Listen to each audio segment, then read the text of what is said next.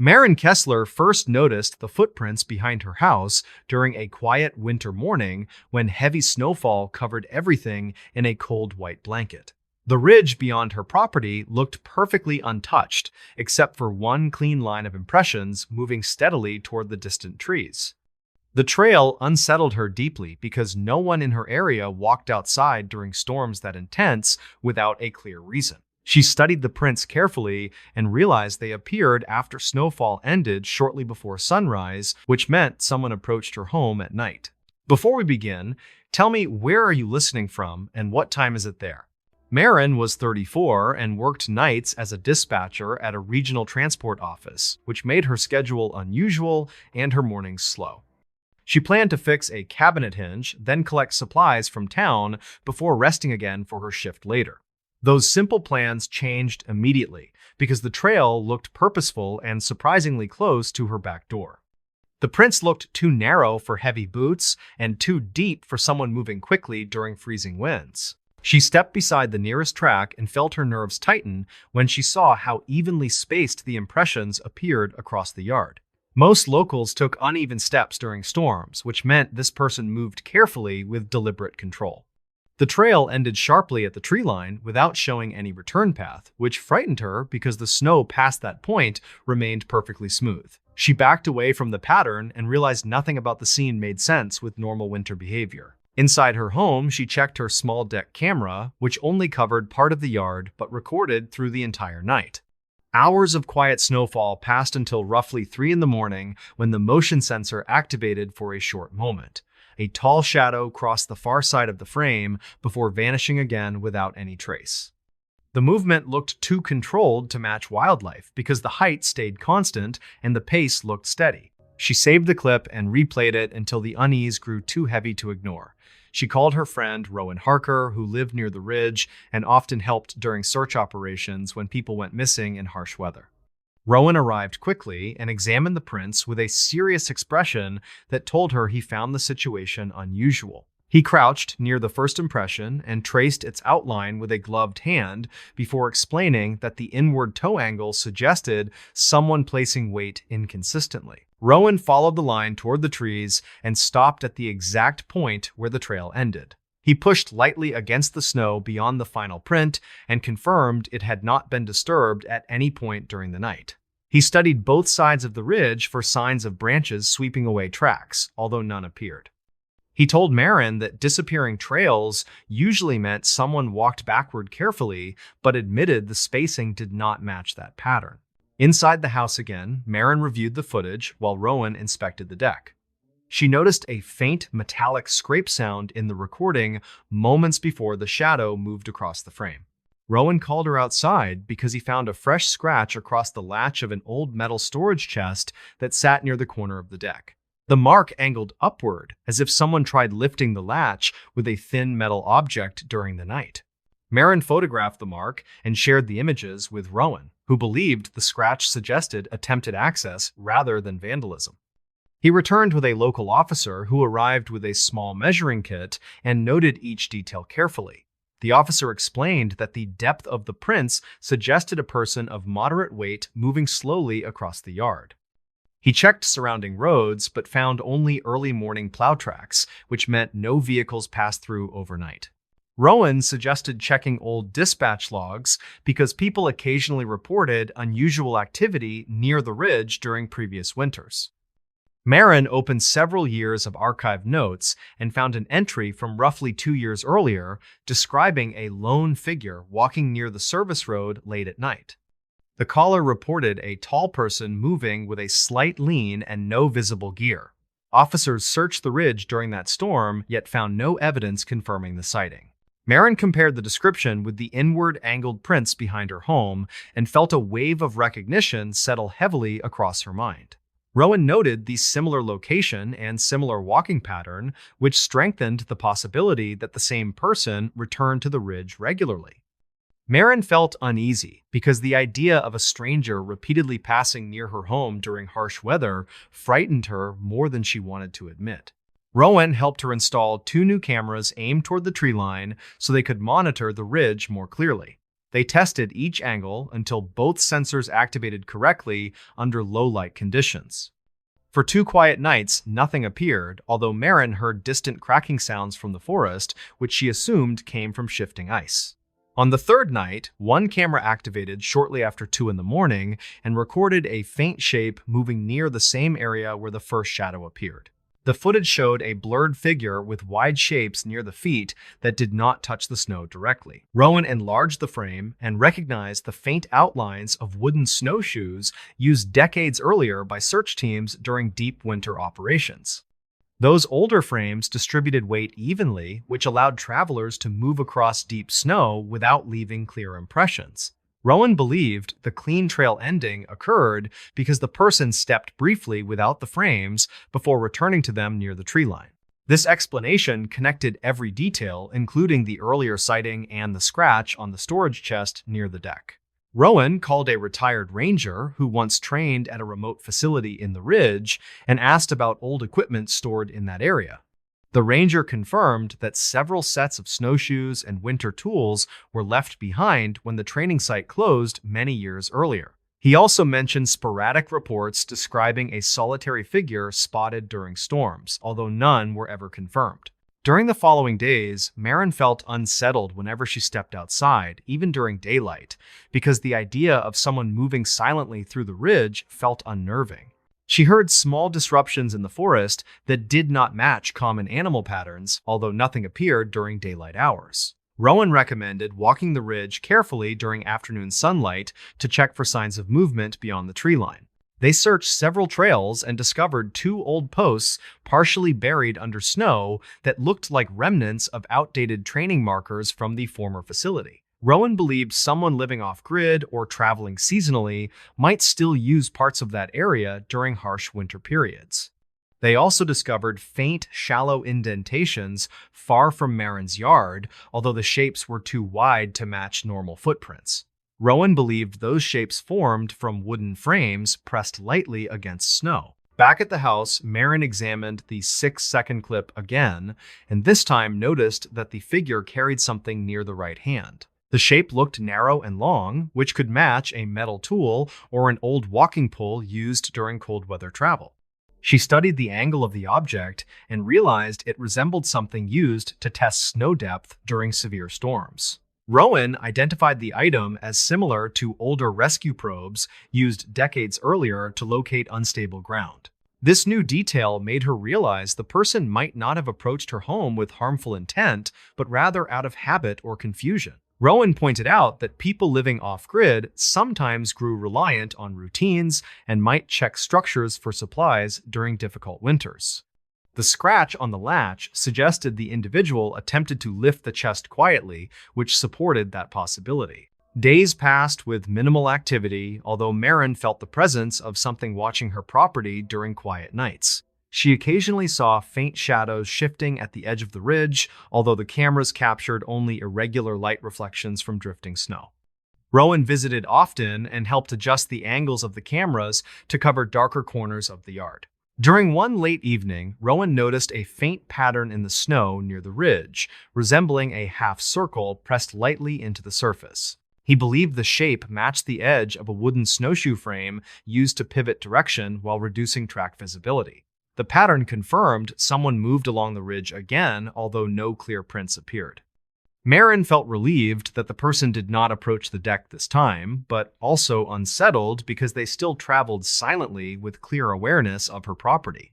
As winter deepened, the ridge experienced heavier storms, which limited movement for several days. During those nights, Marin heard heavy cracking sounds from deeper parts of the forest, which Rowan believed came from ice stress rather than human movement. The cameras recorded several false triggers caused by drifting snowflakes crossing infrared beams. Still, Marin checked every clip because she feared missing something important that might signal another approach. During early spring thaw, Rowan contacted the retired ranger again to gather more information about the old training site.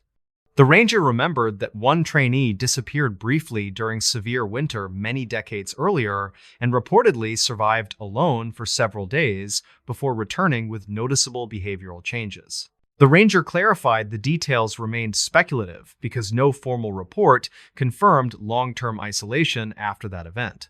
Still, the idea unsettled Marin because it suggested a person might grow attached to the ridge and return seasonally without revealing their identity. When the snow began melting, Marin walked along the ridge during daylight and found pieces of weathered rope tied loosely around an old tree stump. The rope appeared aged and frayed, as though exposed to several years of storms. Rowan believed someone used the stump as a marker or a rest point while moving through the ridge. They also found small fragments of wood shaped in thin strips, which matched the material used for older snowshoe frames. As spring advanced, the ridge quieted and the cameras recorded fewer disruptions. Marin upgraded her locks and added additional lighting near the forest edge to discourage nighttime visitors. She kept all recordings stored securely and marked the folder with notes describing each discovery because she wanted clear documentation if the person ever returned. Every first snowfall, she reopens the folder and studies each image and each track carefully while remembering how close the stranger walked to her home. She never learned the identity of the silent traveler who approached her deck during that storm, and she doubts she ever will.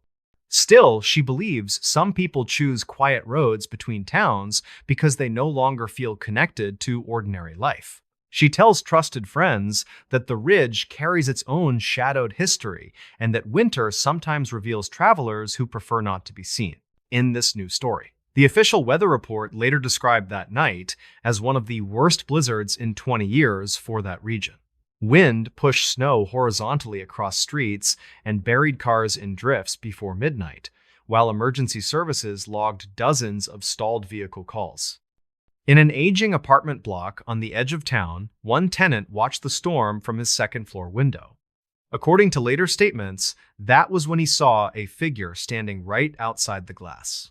Landon Meeks was 36 and worked as an overnight radio technician for a local station that handled weather advisories. He often stayed home during severe storms because backup generators at the station handled most automated broadcasts. That night, he planned to follow the blizzard on his laptop, heat a quick meal, then try to sleep through the howling wind.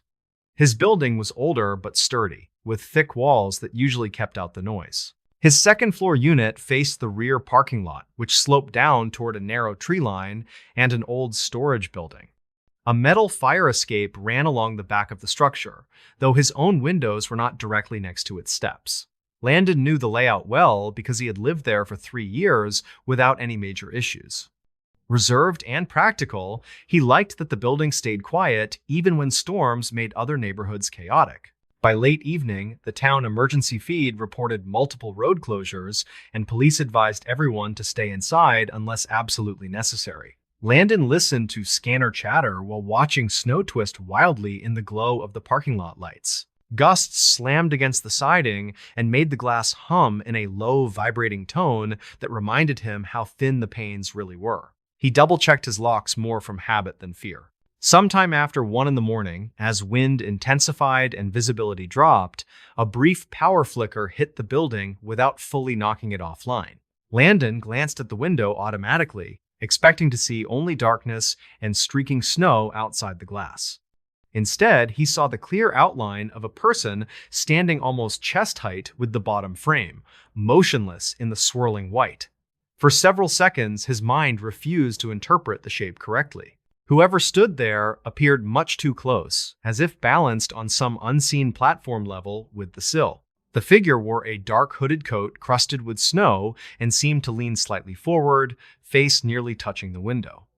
Landon could not see clear features, only the pale suggestion of a face behind the glass reflection. He froze in place, unsure whether to approach or retreat deeper into the room. His rational side insisted he must be seeing a distorted reflection of his own shape combined with lights from another apartment. To test that idea, he stepped sideways, watching carefully as his reflection moved while the figure remained fixed to the same position outside. He felt cold spread through his arms despite the apartment heating working properly. The figure did not knock or gesture or move at all. After several long seconds, Landon managed to draw a breath and tell himself something simple. No one could be standing there without support because his window did not connect directly to the fire escape landing. There was bare wall beneath it, then open air, then the buried parking lot. If someone tried to stand on the narrow exterior ledge during a blizzard, they would almost certainly fall within moments. Gathering courage, he snapped off his interior lamp, leaving only the dim light from the hallway behind him. Darkness inside reduced the glass reflections and made the outside view clearer. To his shock, the figure remained visible, still leaning close enough that frost seemed to cling to the hood. Snow streaked behind the shape rather than in front, confirming it was physically present and not just a reflection trick. He considered calling emergency services right away, but hesitated because he could not explain the situation without sounding panicked. Instead, he reached slowly for his phone and switched the camera on, raising it toward the window from waist height. He snapped several pictures, then a short video clip, while staying just far enough away that the figure could not easily see him. When he lowered the phone and blinked, the space outside was suddenly empty. Snow kept slamming past the glass, but the hooded person was gone, leaving no trace of movement. Landon stepped closer carefully and pressed his hand lightly against the pane. The glass felt intensely cold, and no smudge or outline marked where the face had been. He backed away again, heart pounding loudly enough that he could hear his own pulse under the wind. Landon forced himself to review the new photos before dismissing everything as stress. The first two images showed only storm patterns and faint reflections, nothing unusual at all. The third shot, taken just seconds later, showed a vague but unmistakable silhouette near the lower part of the window frame. It was grainy and dim, yet clearly human-shaped, with a rounded hood and shoulders dusted in white. The short video was worse. When he played it back with volume low, the footage showed swirling snow, the faint outline of the figure, then a sudden shift as if the person leaned closer. At that exact moment, the camera microphone picked up a muffled scraping sound, something like gloved fingers or an object lightly brushing the glass. Then the frame jerked slightly because Landon flinched, and by the time it steadied, the figure was gone. He decided to contact building management rather than call emergency services immediately. The office had an overnight answering system that allowed tenants to leave urgent maintenance messages. Landon explained quickly that he believed someone might be climbing near the rear windows during the blizzard and could fall. His voice shook despite his attempt to sound calm, which bothered him because he prided himself on staying composed during scanner incidents. After leaving the message, he grabbed a flashlight and walked to the hallway door. The rear stairwell had a small window that looked out over the same parking lot, though from a different angle than his apartment. When he reached the landing and peered out, he saw only a thick white sheet cutting across the lot under the flickering security lights. No figure moved near the building, and the fire escape seemed empty except for drifting snow. He almost convinced himself that exhaustion and flickering power created a perfect moment for misinterpretation, yet the video remained hard to ignore. Returning to his apartment, he locked the door and dragged a heavy chair nearer to the window just in case. He sat awake, listening to scanner traffic while the storm grew louder. Eventually, fatigue won, and he drifted into uneasy sleep on the couch, with the television still whispering weather updates. By morning, the storm had eased slightly, though plows struggled to clear routes around buried vehicles. Landon checked the parking lot from his window as pale daylight filtered through heavy clouds. Several cars sat half-covered, and wind had sculpted snow into strange ridges along the building foundations. What caught his attention were the faint marks directly below his window, where snow seemed churned more than anywhere else along that wall. He dressed quickly and went downstairs, forcing the rear door open against a low drift just outside. The wind hit hard, but daylight helped him feel less exposed. Beneath his window, the snow showed a rough depression where something or someone had disturbed the surface repeatedly. It did not look like simple plow spray or falling slush from the roof. The pattern resembled boots shifting position in a small area, right where someone might struggle for footing. As he studied the ground more closely, a neighboring tenant stepped outside to smoke despite the cold and asked what he was doing. Landon explained carefully that he thought someone had been near the back windows overnight. The neighbor, a middle-aged mechanic named Reese, frowned and mentioned hearing a single loud thump against the outside wall sometime after 1 in the morning. He had assumed it was storm debris or an ice chunk from the roof. Together, they walked along the building until they reached the bottom of the metal fire escape. Snow had filled most of the steps, yet the railings carried a faint dusting that suggested recent movement. In a few spots, snow appeared swept aside as if someone had dragged their feet while climbing or descending. The pattern stopped one level below Landon's window, which made everything more confusing. Later that afternoon, building management returned his overnight message and sent the property supervisor to investigate. The supervisor, an older man named Kellen, claimed no one except tenants should have access to the rear lot during a storm. He checked the locks on the main doors and confirmed they were secure. He also revealed something Landon did not know. A narrow maintenance ledge once ran behind several windows on the second floor, including Landon's, designed for workers to service original exterior lighting. The ledge had been abandoned when newer wiring was installed, and access was officially sealed from inside a locked utility closet. Over time, most residents forgot it existed because the doors remained closed and unmarked.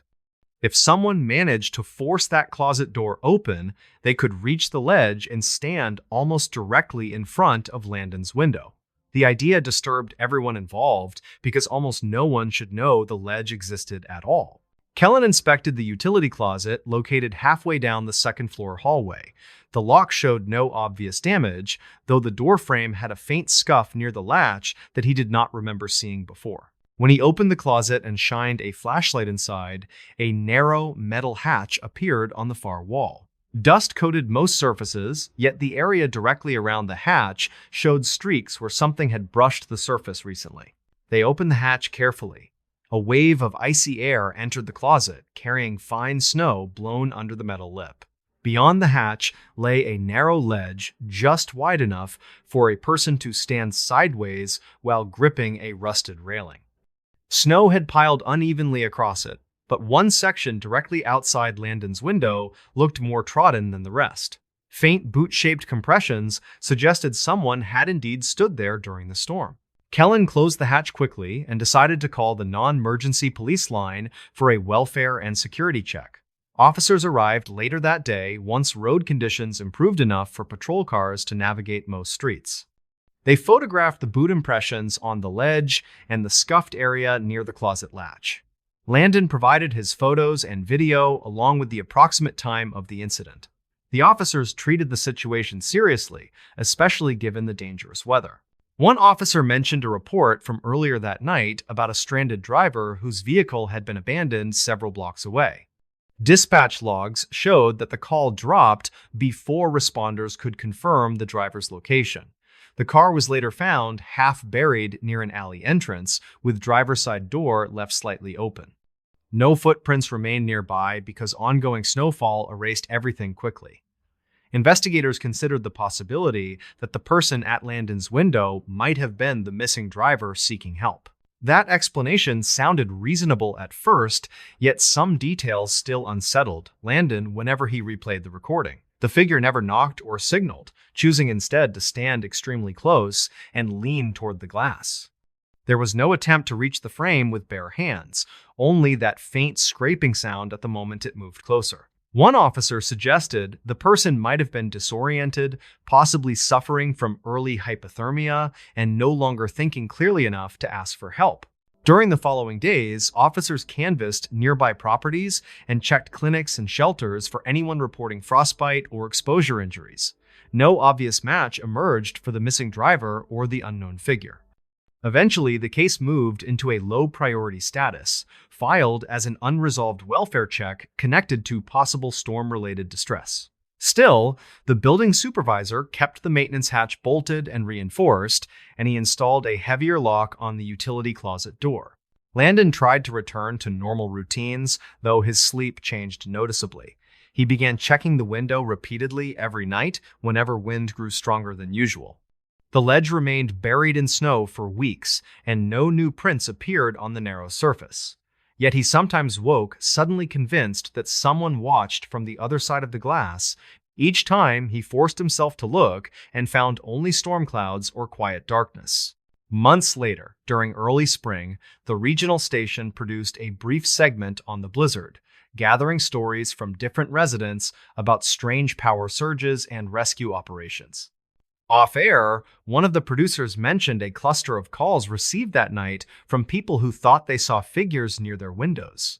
Many of those reports came from streets close to Landon's building. None resulted in confirmed break-ins or injuries. Hearing that detail made the experience feel both smaller and stranger. Either multiple frightened residents, misinterpreted storm shadows, or several distressed people wandered the area searching for help. Landon never learned whether the stranded driver survived or whether that person had truly reached his building and used the hidden ledge. His photos and video remain stored in a private folder labeled simply with the date. To this day, he leaves his blinds slightly open during major storms, a choice that would surprise anyone who knew how much the incident rattled him. He claims he wants to see outside clearly if something approaches rather than wait in darkness. When friends ask why he still lives in that building, he gives a practical answer about rent and convenience. Then he adds something else quietly. He says that whatever stood at his window once used the safest possible route. A narrow ledge once meant for maintenance workers. It could have come to any second-floor unit along that wall, yet stopped in front of his. He tells people that storms sometimes push desperate strangers toward the nearest light, and that not every uninvited presence begins with harmful intent. Still, whenever the glass hums during high wind, he cannot help remembering the shape of that hood in the snow. In this new story, Calder Wynn had lived near the Old Valley Lake for 5 quiet years before the winter that changed everything for his small community. The lake sat deep between forested hills and froze solid almost every year, although the previous storms created thicker ice than anyone remembered. Local residents treated the lake as a peaceful landmark without imagining anything unusual hidden beneath its surface. Calder never questioned that belief until the day he joined a volunteer group clearing snow for mid-season safety checks. He was 37 and worked part-time as a maintenance contractor for seasonal cabins that surrounded the forest road. Calder enjoyed simple routines and valued quiet work that allowed him to stay outdoors. During heavy winter storms, he often assisted the town safety committee when they needed additional hands for inspections across the valley. That day, he planned to finish clearing snow from a cabin roof, then meet 2 volunteers at the lakeshore to help map stable ice sections. When he arrived at the designated spot, the snow had built into tall ridges that softened movement near the shoreline. 2 volunteers named Leif and Corwin already waited near the dock with long poles designed to test ice density and mark weak areas. The wind felt sharp enough to sting exposed skin and made conversation difficult without raising voices.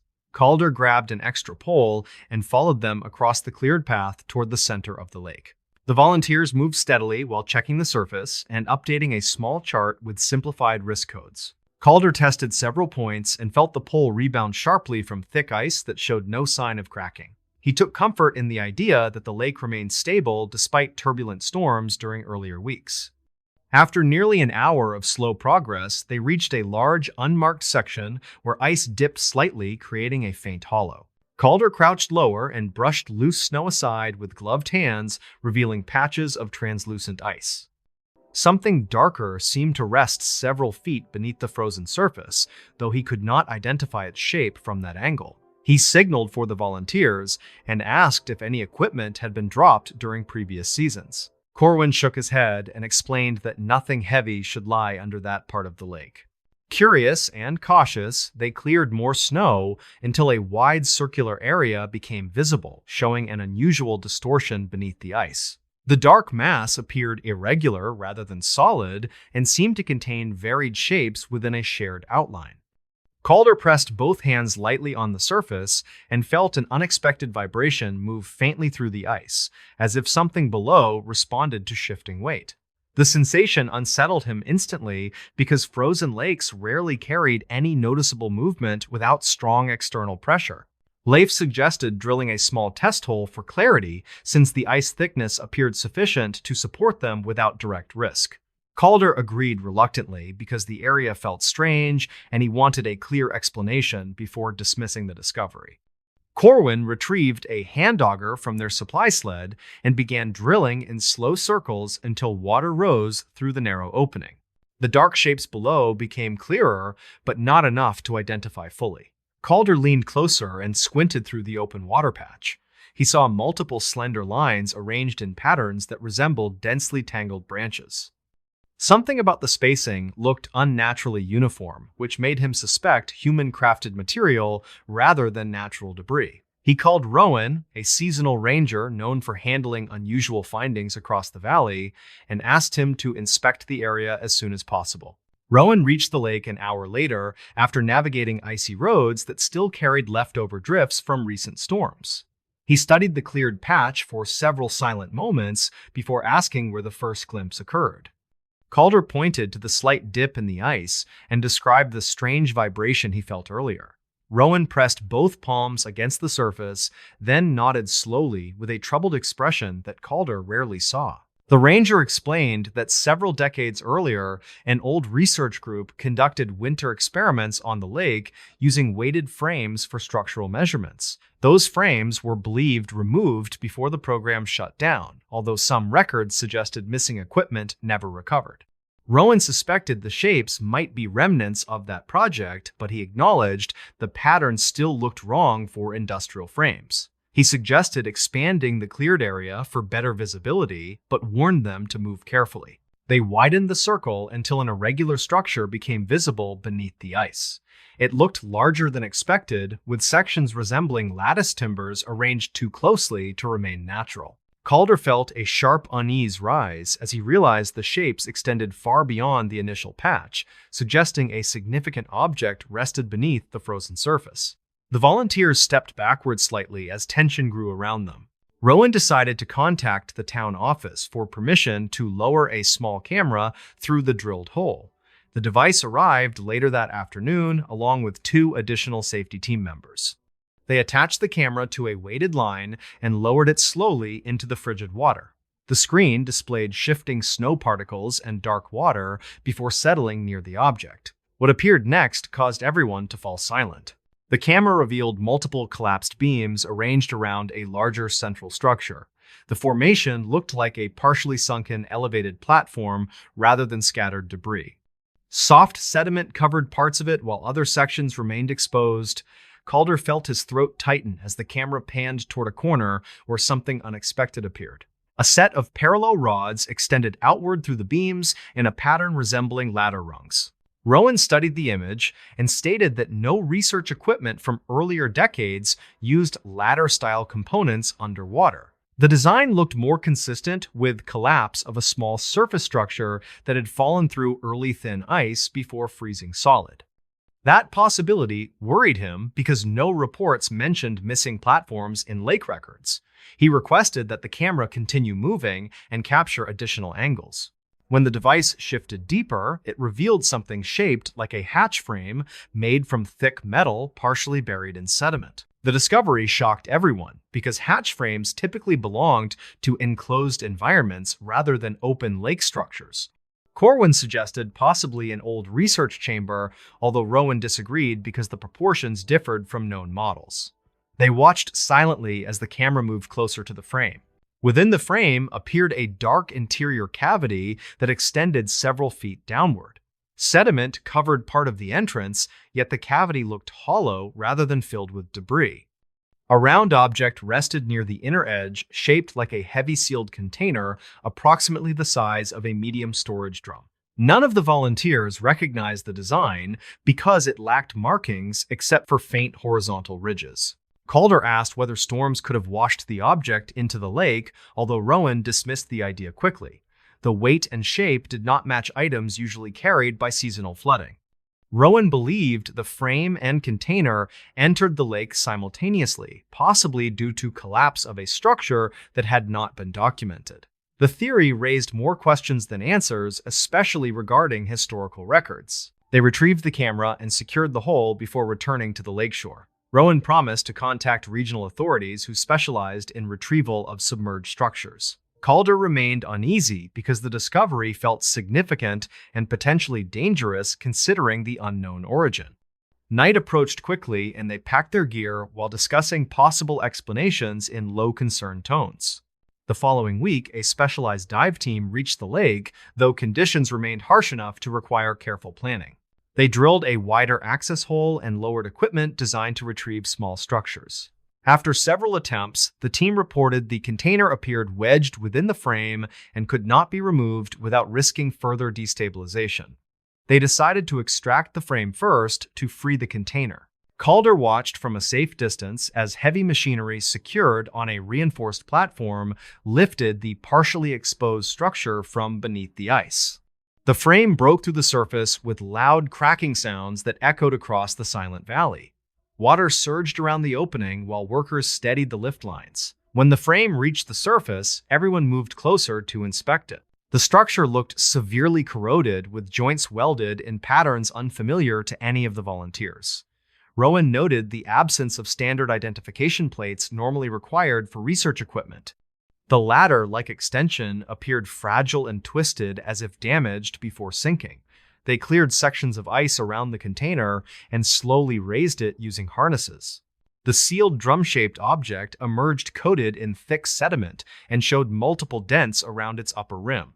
Workers lifted it onto a stable platform and began clearing surface debris. Calder felt his stomach tighten as he noticed faint etching marks near the container midpoint arranged in a circular pattern. The design did not resemble any manufacturer emblem and looked almost hand-carved. Authorities transported the container to a secure facility for analysis while leaving the frame cordoned near the lake for further inspection. Calder learned through Rowan that preliminary assessments indicated the object might have been stored within the frame intentionally rather than accidentally trapped. That information troubled him because it suggested someone placed the container under the lake deliberately. Within days, investigators discovered residues inside the frame indicating chemical preservation methods. Such methods had not been used locally in many years, according to regional records. The investigation expanded, although official updates remained limited due to ongoing analysis. Calder heard occasional details through Rowan, but most information stayed restricted. Weeks passed, and the lake gradually thawed, revealing nothing else unusual beneath remaining sections. Calder avoided walking near the area because he still pictured the dark container rising slowly through breaking ice. Rowan informed him that authorities confirmed the container had been sealed intentionally, though contents had not been disclosed yet. That decision frustrated locals who demanded answers. Calder never learned exactly what investigators found inside the drum, although rumors circulated through the community. Some residents claimed it held outdated research materials, while others believed it contained preserved biological samples related to early experimental programs. Rowan hinted privately that the container might have been hidden under the lake deliberately to prevent discovery. Years later, Calder still avoids discussing the event in detail. He continues working maintenance jobs and frequently watches the lake from a distance during winter. The ridge looks peaceful each season, though he never forgets the moment the dark structure revealed itself beneath the ice. He believes the lake carries secrets placed there long before his time, and that not every hidden object should be recovered in this new story. The official incident report later described that winter storm as one of the worst to hit that county in nearly 30 years. Roads vanished beneath drifting snow, power lines sagged, and emergency calls overwhelmed local responders before the first night even fully settled. On the edge of that mess, a small rental cabin sat at the end of an unplowed lane. Inside that cabin, 4 people waited out the storm and slowly realized something else had joined them. The group had come up from a nearby town for what was supposed to be a quiet off-season getaway. There was Rowan Dake, 32, an automotive electrician, his partner, Lena Harrow, 30, a medical receptionist, and their friends, Jace Farrow and Nia Corbett. They chose the cabin for its isolation and cheap winter rates, not fully believing the forecast warnings about a major system pushing in from the north. The owner had left a short list of rules, plus an emergency number nobody expected to use. The cabin itself was older but solid, a single-story rectangle with 2 bedrooms and a small living area. Heavy pine trees crowded the property, blocking most of the wind until it really picked up.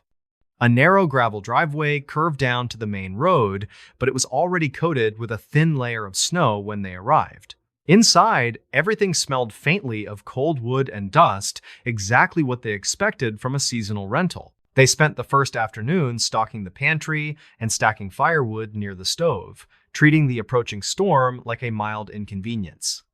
Jace set up a small speaker, Lena checked her work emails one last time, and Nia walked through the cabin filming a short video for her private social feed.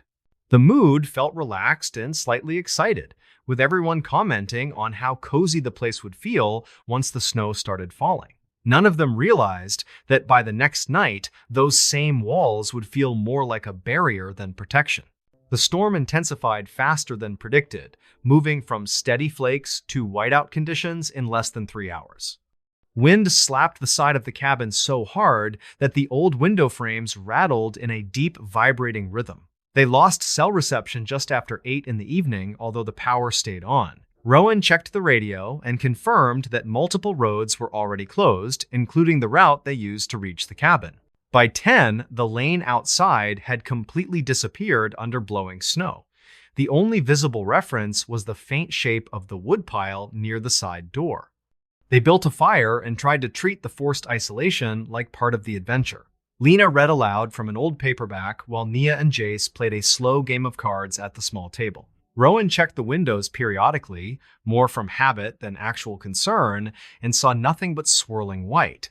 Sometime after midnight, the power flickered twice, then came back weaker than before. The overhead lights dimmed slightly, creating a washed-out yellow tone across the living room. Rowan suggested turning off unnecessary lights to reduce strain on the system. They left the main lamp and the small kitchen fixture on, letting the fire do most of the work. Outside, the wind sounded stronger and somehow closer, like it had moved down from the treetops to press directly against the siding. The first strange sound arrived around 1 in the morning, a sharp 3-beat knocking that came from somewhere near the back of the cabin. Everyone heard it and went silent at once. For a few seconds, they waited for a second series, yet nothing followed. Rowan shrugged it off as either shifting branches or ice falling from the roof, a normal explanation he believed when he said it. Still, he stood up and walked to the rear window. From the back window, he could barely see the tree line through the blowing snow. The small shed near the edge of the property appeared and disappeared as gusts crossed the glass. No movement showed, no headlights, no clear shape of anything human. Rowan stayed there for another minute, listening closely. When nothing else happened, he returned to the living room and tried to act casual. 15 minutes later, another sound came, this time a scraping pressure along the side wall just behind the couch where Nia sat. It traveled slowly from one corner to the other, like something dragging lightly along the exterior boards. Nia stood quickly and shifted closer to the fire, stating firmly that the noise was not just wind. Her eyes stayed on the wall even after the sound faded. Rowan grabbed the heavy flashlight from near the door and told them he would quickly check the porch. Lena reacted immediately and told him not to open anything unless he had a clear reason. She reminded him that visibility was nearly zero and any open door would invite snow and freezing air inside. After a brief argument, he compromised and chose to look through each window first. He went room to room, occasionally cupping his hands to block reflections, but saw nothing except racing flakes and darkness. They tried to settle again, although the mood had shifted. The storm was no longer background noise, but an active presence outside the thin walls. Nia stopped filming and put her phone face down on the table. Jace turned the speaker volume nearly off so they could hear any new sounds more clearly. The cabin now felt less like a retreat and more like a small boat riding out heavy seas. The next incident moved the situation from unsettling to alarming. Around 2 in the morning, Lena walked to the hallway bathroom and noticed a faint line of powder near the floor vent. At first, she assumed it was dust shaken loose from the vibrations. When she looked closer, she realized it was snow, a thin trail of it, scattered in small arcs as though blown inward by a brief gust. The vent cover screws looked untouched, but the grill carried a light frosted film. She called for Rowan in a steady voice that still sounded tighter than usual. He came quickly, examined the vent, then opened the hallway closet where the main heating duct access panel was located. The panel was slightly misaligned, revealing a narrow gap between the edge and the wall. Cold air seeped through that gap in a steady, invisible stream. On the floor beneath it, small crystals of snow had gathered. Rowan repositioned the panel and tightened the fasteners, wondering how long it had been loose. He asked the others if anyone had gone into that closet since arriving. Everyone said no. The owner had left extra blankets there and a few cleaning supplies, nothing heavy enough to shift a secured panel. They all knew storms could push snow through the smallest openings, but the appearance of fresh powder inside the cabin still felt like a line being crossed. They decided to check the rest of the vents and found that 2 more had faint traces of snow near them. One in the second bedroom showed enough accumulation that the carpet felt damp to the touch. The ceiling above that vent also carried a thin, discolored patch that looked newer than the rest of the aging paint. Jace shivered as he ran his hand along the cold metal grill and pulled away flakes that had not been there earlier in the evening. From that point, they stayed together in the living room, each person choosing a place where they could see both the hallway and the main door. No one said it directly, but they all shared the same thought. Something, whether natural or not, had found paths into the cabin. The weather outside made the idea of an intruder feel impossible, yet the evidence of snow inside seemed equally hard to ignore. To distract themselves, Rowan suggested documenting everything, partly for the owner and partly for their own peace of mind. They took photos of each vent, each small drift pattern, and the misaligned access panel. Nia recorded a short video walking from the living room to the closet, narrating what they had found in a calm voice. She later said that narrating made her feel in control, like they were logging a strange but manageable maintenance issue rather than something inexplicable. While reviewing the footage on Nia's phone, Lena noticed a detail that none of them had registered in the moment. In the video shot near the second bedroom vent, a faint shadow moved across the top of the frame between the ceiling and the opposite wall. It was not shaped like any of them and did not match a simple lighting shift. The shadow drifted from left to right in a slow sliding motion, then vanished. They replayed that section several times, trying different brightness settings. The shadow remained a soft, dark band that did not correspond to any visible object in the room. Jace walked into the bedroom and attempted to recreate it using the flashlight and his own movement. Despite several tries, he could not make an identical pattern. Eventually, he admitted that whatever the camera caught did not seem to come from them. At 3 in the morning, the power finally failed completely, leaving only the fire and a few battery-powered lanterns for light. The sudden silence from the refrigerator and baseboard heater made the wind and occasional knocks sound even louder. Rowan positioned one lantern on the hallway floor, facing the vent closet. The pale light created long shadows along the walls and drew everyone's attention toward that narrow doorway. They agreed on simple rules for the rest of the night. Nobody would open any exterior door. Nobody would be alone in any room longer than necessary. If new snow appeared inside, they would simply document it and wait for daylight before making any major decisions.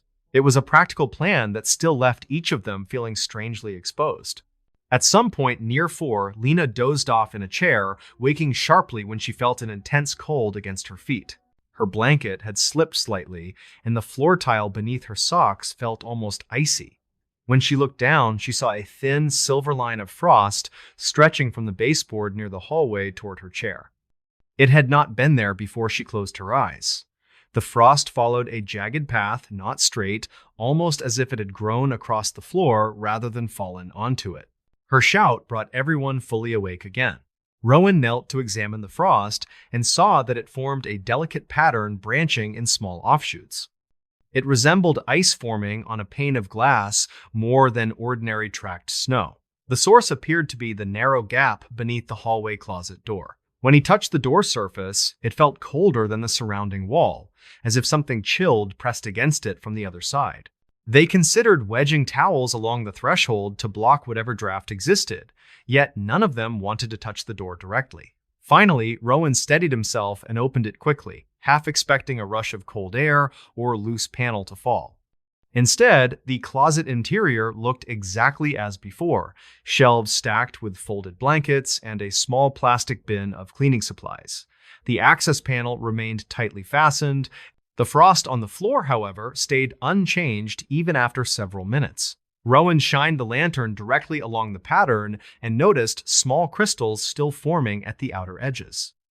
That meant whatever process created it was ongoing, not residual. He brushed a section with his gloved fingers and saw it smear across the tile like thin, crushed glass.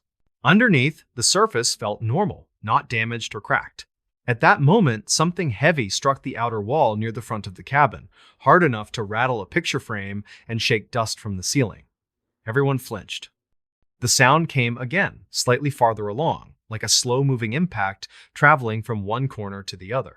It reminded Lena of a person dragging a large object or even running a shoulder along the boards while circling the structure. The carved frost line at her feet suddenly felt less like a draft and more like a trace left by something probing for weaknesses. Rowan forced himself to the front window and tilted the lantern in such a way that his reflection minimized on the glass. Visibility outside remained terrible. Only shadows of moving trees and brief flashes of snow could be seen. Still, in one of those flashes, he thought he saw a darker vertical shape near the far edge of the porch, something that did not match the fixed lines of railing or piles of wood. When the next gust came, that shape was gone. As the hours dragged toward dawn, they heard more knocking and scraping, always from different exterior points. Each noise was spaced out enough to prevent them from dismissing everything as simple wind patterns. At least once, they all heard what sounded distinctly like footsteps crossing the porch, slow and deliberate. Nothing ever tried the handle or scratched at the wood, yet the sense of something exploring the perimeter grew stronger. When faint daylight finally pushed through the cloud cover, the storm eased enough that snow fell more gently. They waited another hour before opening the door, partly to be sure the worst had passed. Stepping outside, they expected to see a chaotic mess of drifted snow and vaguely defined mounds. What they actually saw froze them in place. Around the cabin foundation, circling the entire structure, the snow was oddly smooth and slightly sunken, as though something heavy had packed it down from above. Along the porch steps and near several windowsills, the snow showed long, shallow impressions that did not match normal boot prints. They looked more like the marks left when a wide, flat object presses down repeatedly, sliding forward, then lifting. Jace tested one of the impressions with his boot and found the underlying snow much denser than surrounding areas. The packed segments followed a clear path from the direction of the tree line to the back wall, then around the cabin, finally stopping beneath the front window where Rowan had seen that brief shape. There, just below the sill, the snow had been pressed almost to ice, marked by faint radiating lines that looked eerily similar to the frost pattern seen inside. They documented everything as calmly as possible, taking photos from multiple angles and marking some spots with small sticks for reference. When the owner finally reached them by phone later that day, after roads partially reopened, they described the interior frost and the strange exterior impression. He seemed genuinely unsettled and mentioned quietly that previous guests had reported unusual drafts and unexplained cold spots, though never during a storm this intense. Weeks later, once the snow melted, Rowan returned alone to check the cabin before summer renters arrived. The frost patterns were gone, and no structural damage showed in the heating system or walls. Yet near the base of the front foundation, he found something new. The soil there, recently exposed by meltwater, carried a faint branching pattern etched lightly into the dirt directly below the front window. It resembled the frost line they had filmed, only now preserved in dry earth. He covered it with loose soil and did not mention that final detail to the owner for several days. When he finally did, the owner quietly took the cabin listing offline for winter bookings and limited rentals to warmer months only. There was no official notice and no formal explanation. The storm, according to regional records, had trapped 4 people indoors and left them unharmed. The reports mentioned nothing about what might have tested every seam and opening around that cabin while the wind howled outside. To this day, the 4 friends rarely talk about that night except among themselves. They still have the videos of frost growing across the floor and the moving shadow near the bedroom ceiling. They also keep the photos of strangely flattened snow and those long, shallow impressions circling the cabin. When they show the images to others, people usually offer reasonable suggestions about wind, drifting patterns, and structural drafts. The part they never show anyone else is the short clip filmed accidentally while Lina turned her phone after recording the hallway. For less than 2 seconds before the frame swings away, the camera catches the front door from a distance. In that brief moment, the bottom edge of the door seems to bow inward slightly, as if something outside presses gently along the threshold. Right where the frost later appeared, a thin white line can be seen forming against the dark floor. None of them claim to know what pressed against that cabin during the height of the storm. They only know that the storm itself trapped them inside, yet whatever explored the vents and traced patterns across the floor came from outside and found ways in. Even now, heavy wind against an old wall can make them all fall silent, listening for the sound of something dragging slowly along the boards, searching for another loose panel or welcoming gap in this new story. By the time anyone checked the weather records, the temperature that night was confirmed well below what experts considered survivable for long exposure. Wind made it even worse, pushing bitter air across an older neighborhood where most families stayed inside with curtains shut. In one of those houses, a mother woke to the sound of her daughter talking softly near the bedroom window. According to later statements, no one should have been outside at all.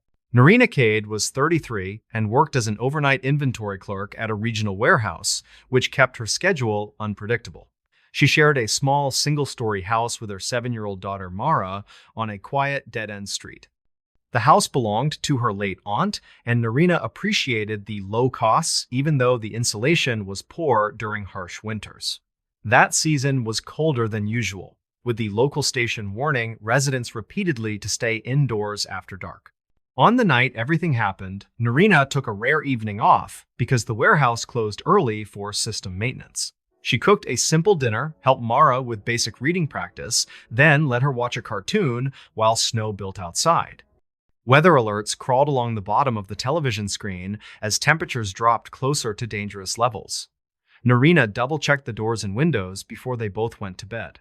Mara slept in the front bedroom that faced the street, while Narina used a smaller room at the back. Because of odd noises in the neighborhood the previous year, Narina had installed a simple baby monitor to hear if Mara woke, frightened. The receiving unit sat on the nightstand next to her alarm clock, humming quietly with a low background hiss. She usually slept lightly anyway and never expected anything serious. Sometime after 2 in the morning, Narina woke halfway from a dream and realized voices were coming through the monitor. At first, she assumed the television volume was still up in the living room, but the speech sounded too close and too soft. She heard Mara's voice clearly, slightly hushed but cheerful, using a tone she reserved for friendly conversations. Another voice answered, quieter, distorted by static, but undeniably deeper than a child's voice. Fully awake now, Narina grabbed the monitor and held it close. She heard Mara say in a matter-of-fact tone that she was not allowed outside right now because it was too cold. The other voice replied with something indistinct that ended with her daughter's name. Narina could not make out the words, yet the cadence sounded patient and strangely coaxing. Her heart began pounding with a tight, hollow feeling. She moved down the hallway quickly but tried not to slam her feet, afraid of startling whoever might be out there. As she approached the bedroom doorway, she could see a faint glow from Mara's small nightlight spreading across the carpet. The blinds were drawn, but a narrow gap near the edge allowed a small strip of streetlight to cut into the room. Mara stood on her bed in fleece pajamas, facing the window. Narina called her name sharply. Mara startled and turned, eyes wide, then relaxed when she saw her mother. She said she had been talking to the person outside because they were cold and wanted to know if anyone was awake. Narina felt immediate dread as she crossed the room and pulled the blinds away from the glass. Outside, wind whipped loose snow across the yard and empty street. No person stood near the window, no footprints showed on the walkway, nothing moved except swirling ice. She checked the lock on the window, which was engaged, then carefully examined the edges for gaps. Cold radiated through the glass, yet the seal looked intact. Narina asked Mara where exactly the person had been standing. Mara pointed directly at the window and said they were right there, close enough she could see that their jacket was wet with snow. She added that they sounded tired and kept asking if it was warm inside. Trying to stay calm, Narina told her daughter that no one was outside now and that if anyone needed help, they would call emergency services. Mara insisted she had not imagined it and said the person had been talking with her for several minutes before Narina walked in. When her mother pressed gently for more details, Mara added one more disturbing piece. The person had asked her to open the window, just a little, so they could speak more easily. Narina felt a sharp, icy fear pulse through her chest. She told Mara firmly that she must never touch the window latch at night without telling an adult, no matter what someone outside said. She led her daughter to the back bedroom and made up a temporary bed on the floor, pretending it was a simple sleepover arrangement. After Mara drifted off, Narina returned to the front room with the baby monitor in hand. She stood at the window for several minutes, listening to the empty hiss of the monitor. Outside, the streetlights cast a dull orange wash over undisturbed snow. No fresh marks broke the surface, except faint tire tracks from earlier that evening. The thermometer display across the street, mounted over a small hardware shop, flickered between readings that both represented severe danger for anyone unprotected. Narina knew from previous news reports that exposed skin could freeze quickly in those conditions. Still uneasy, she went to the living room and checked the front door, the side door, and the small latch leading to the crawlspace access. Every lock held firm, no signs of forced entry appeared anywhere.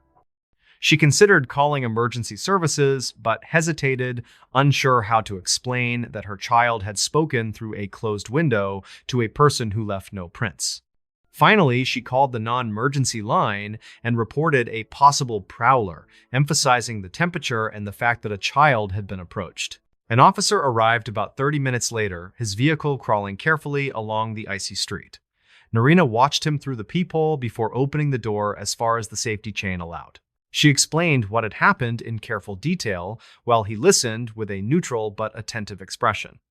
The officer then walked the property boundary with a flashlight, checking the snow for impressions, while Narina waited anxiously inside. When he returned, he reported that he saw no footprints in the yard or near the bedroom window. There were older tracks near the sidewalk from earlier in the evening, already crusted and partially filled by drifted snow. However, nothing fresh appeared near the house, and certainly nothing resembling someone standing directly against the wall. He suggested that sound can travel strangely through vents during extreme cold and that children sometimes misinterpret those sounds. Narina did not entirely disagree, yet something about Mara's description nagged at her. After the officer left, she checked the baby monitor again, this time scrolling back through its limited recording buffer. The device stored a short rolling archive of audio originally meant for parents to capture sleep disruptions. She played the last 10 minutes before she awoke, turning the volume up carefully so as not to wake Mara in the other room. At first, she heard only faint shifting as her daughter rolled in bed, then the creak of springs as Mara apparently sat up. A few seconds later came her daughter's voice, soft but clear, saying that she could hear the wind and asking whether the person outside was okay. A reply followed, a lower voice, muffled and distorted by distance and equipment, stating they could not feel their hands. Narina listened in stunned silence. The audio grew stranger as it continued. Mara asked why they were still outside if it was so cold, and the voice answered something about needing to find a warm place soon. Narina could not catch every word, but the tone seemed oddly calm for someone claiming severe distress. Near the end of the clip, the voice told Mara she sounded kind and repeated the request to open the window. That was when Narina's own voice appeared, abruptly cutting off the conversation. She transferred the audio file to her phone using the monitor's basic export feature and saved a copy to cloud storage. Some part of her still expected to find a technical explanation in the morning. Maybe a neighboring baby monitor had somehow crossed channels, or some glitch had captured fragments of a radio call. She reassured herself with these possibilities, while sleep refused to come easily. The next day, Narina contacted the manufacturer of the monitor and asked whether cross-interference could create the effect she heard. The The support specialist acknowledged that older analog models sometimes picked up nearby signals, but said her current digital unit used encrypted channels. It would not normally relay another household's audio unless carefully paired. The specialist suggested environmental noise or electronic interference might have obscured the recording, yet admitted the clear dialogue pattern sounded unusual. Later that week, out of continued concern, Narina shared the audio with a coworker who had experience volunteering with local emergency communications. He listened quietly through headphones, then rewound and listened again. He told her the rhythm of the second voice reminded him of someone speaking through a thin barrier, such as a door or window pane, not a radio. The muffling was consistent with physical obstruction rather than broadcast distortion. He recommended she keep the recording and perhaps let an officer review it again.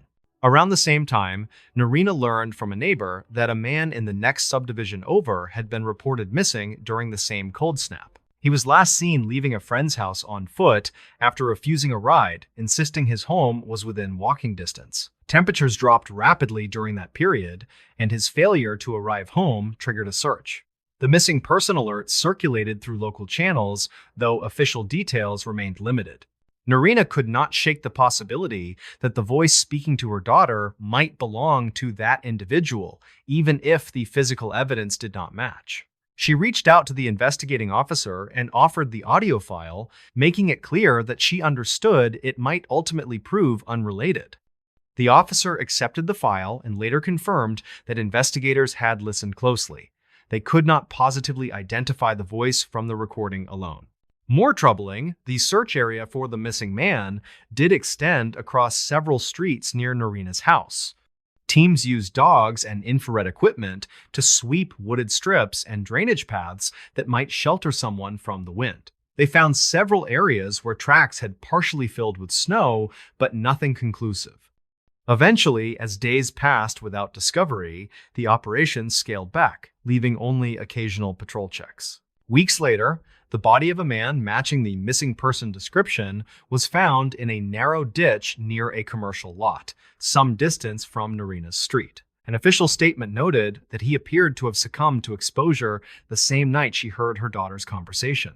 Based on estimated time of death, experts believed he likely collapsed well before 2 a.m, possibly closer to midnight. That timeline meant he would already have been beyond help at the time Mara spoke to someone. The investigators did not publicly release many details, but Narina later heard through a coworker that the man's clothing showed heavy frost and damage consistent with prolonged cold.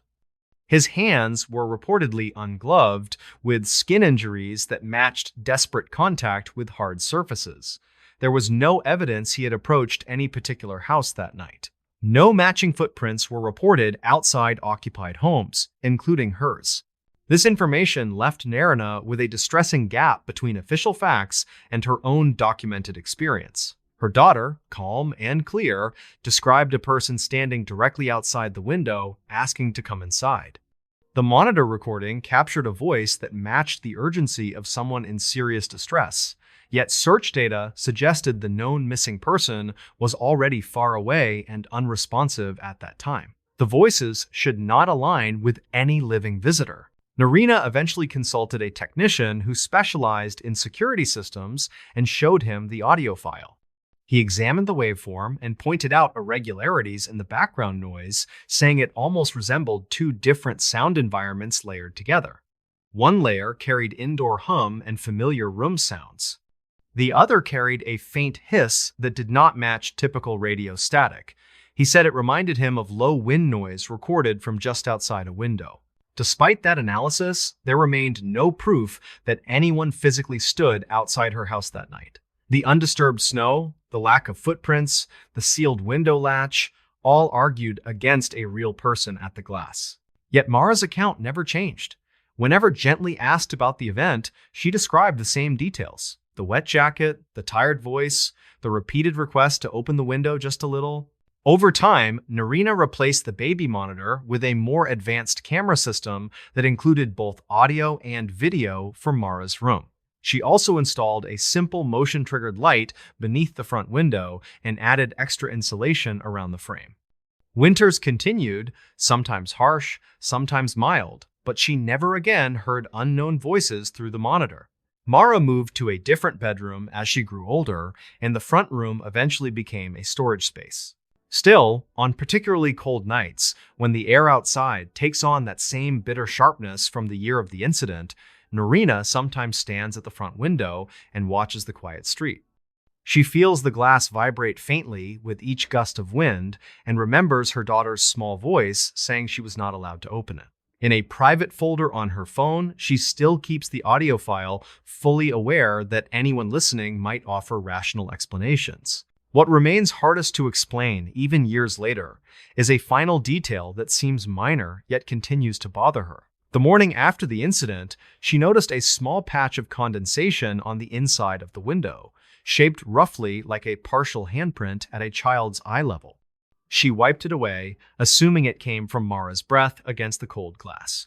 Only later, after hearing the official time of death estimate, did she realize that imprint sat slightly higher than her daughter could comfortably reach while standing on the bed. In this new story, the Mountain Service reports for that season confirmed a severe cold pattern settling across the high valley earlier than projected. Several rental cabins closed early due to repeated power failures, while local advisories warned visitors to prepare for unreliable infrastructure. Among those cabins stood a small one-room structure built decades earlier by a retired ranger who valued simplicity and isolation. In late winter, a man named Lewin came to stay there, and according to documented statements, he encountered something that made no technical sense. Lewin Gray was 38 and worked as a rural infrastructure inspector who handled seasonal maintenance for backcountry lodges. He had been assigned a short contract involving several cabin checks throughout the northern ridge. Because the work required early morning travel, he spent nights in whichever cabin sat closest to his next route. The Ranger Hollow cabin, though older than most, remained surprisingly warm and stable during recent storms. On the evening his incident began, Lewin arrived just after sunset with temperatures already falling well below regional averages. Snow drifted lightly at first, then thickened in waves while wind pushed through the narrow trees flanking the cabin. The interior felt cold but clean. A simple generator shed stood about 15 feet from the porch, housing the portable unit used whenever the main line failed. The owner had warned Lewin that the electrical feed sometimes dropped unexpectedly. Lewin followed routine procedures. He stored his gear, turned on the cabin heater, and checked the generator fuel level before nightfall. The gauge looked healthy, and the cord feeding into the cabin showed no strain. The only unusual detail was a faint vibration under the grating that felt slightly irregular, although the sound remained steady. Lewin assumed cold density in the fuel lines created minor fluctuations. After preparing a basic meal, he sat by the small table reviewing route maps for the next morning. Around 8, the main lights flickered several times as the wind picked up behind the ridge. Soon, the cabin switched to generator power with a low thrum carrying through the floor. Lewin glanced outside. The shed looked stable and the snow near it remained undisturbed. He kept working until his radio buzzed with a weather update advising extremely low temperatures through the night. At some point around 10, he stepped outside to assess the shed because the vibration had changed to a sharper cadence. Snow swirled across the yard, flattening footprints moments after they formed. Lewin opened the shed door and checked the generator frame. The unit ran loudly, but appeared intact. He ran a hand along the fuel line and felt the usual warmth from the engine housing. Nothing seemed overtly wrong, and the storm made detailed inspection difficult. He returned inside and continued his notes. 30 minutes later, the cabin lights dimmed again before stabilizing. The heater output weakened, then regained strength. Lewin frowned because those symptoms indicated intermittent feed rather than continuous generator output. He went outside again and immediately noticed something different. The shed door he had latched minutes earlier now hung slightly open with snow collecting along the hinge line. He stepped closer and saw the generator rocking slightly as though receiving sudden power surges. When he placed his hand on the metal casing, he felt the engine churning unevenly despite the control panel reading stable numbers.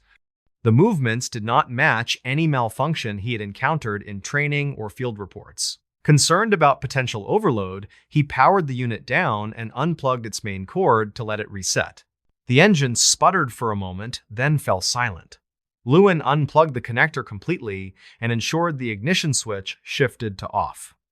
Only after confirming everything was disengaged did he close the shed door and secure the latch. Snow continued to fall, muffling every sound across the ridge. With power disabled, he returned to the cabin expecting darkness and cold air inside.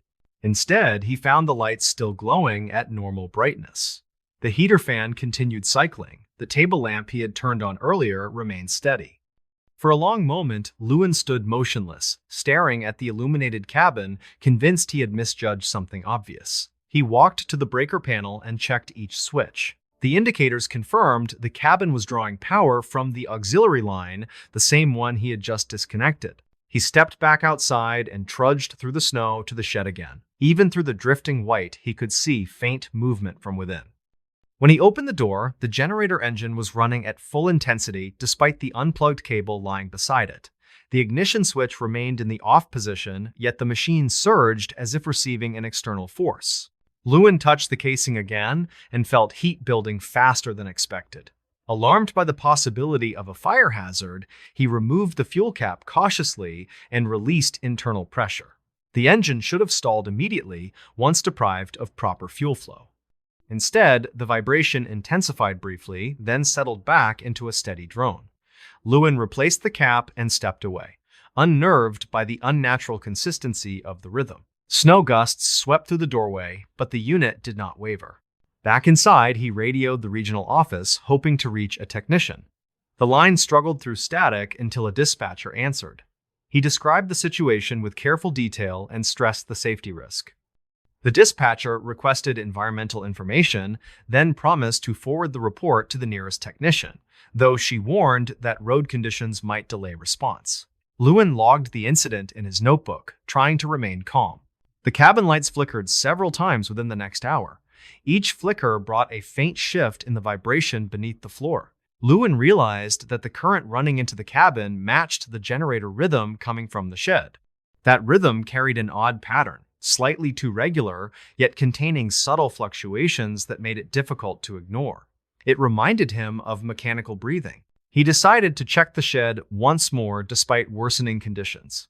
Wind pushed heavily against his coat as he crossed the short distance.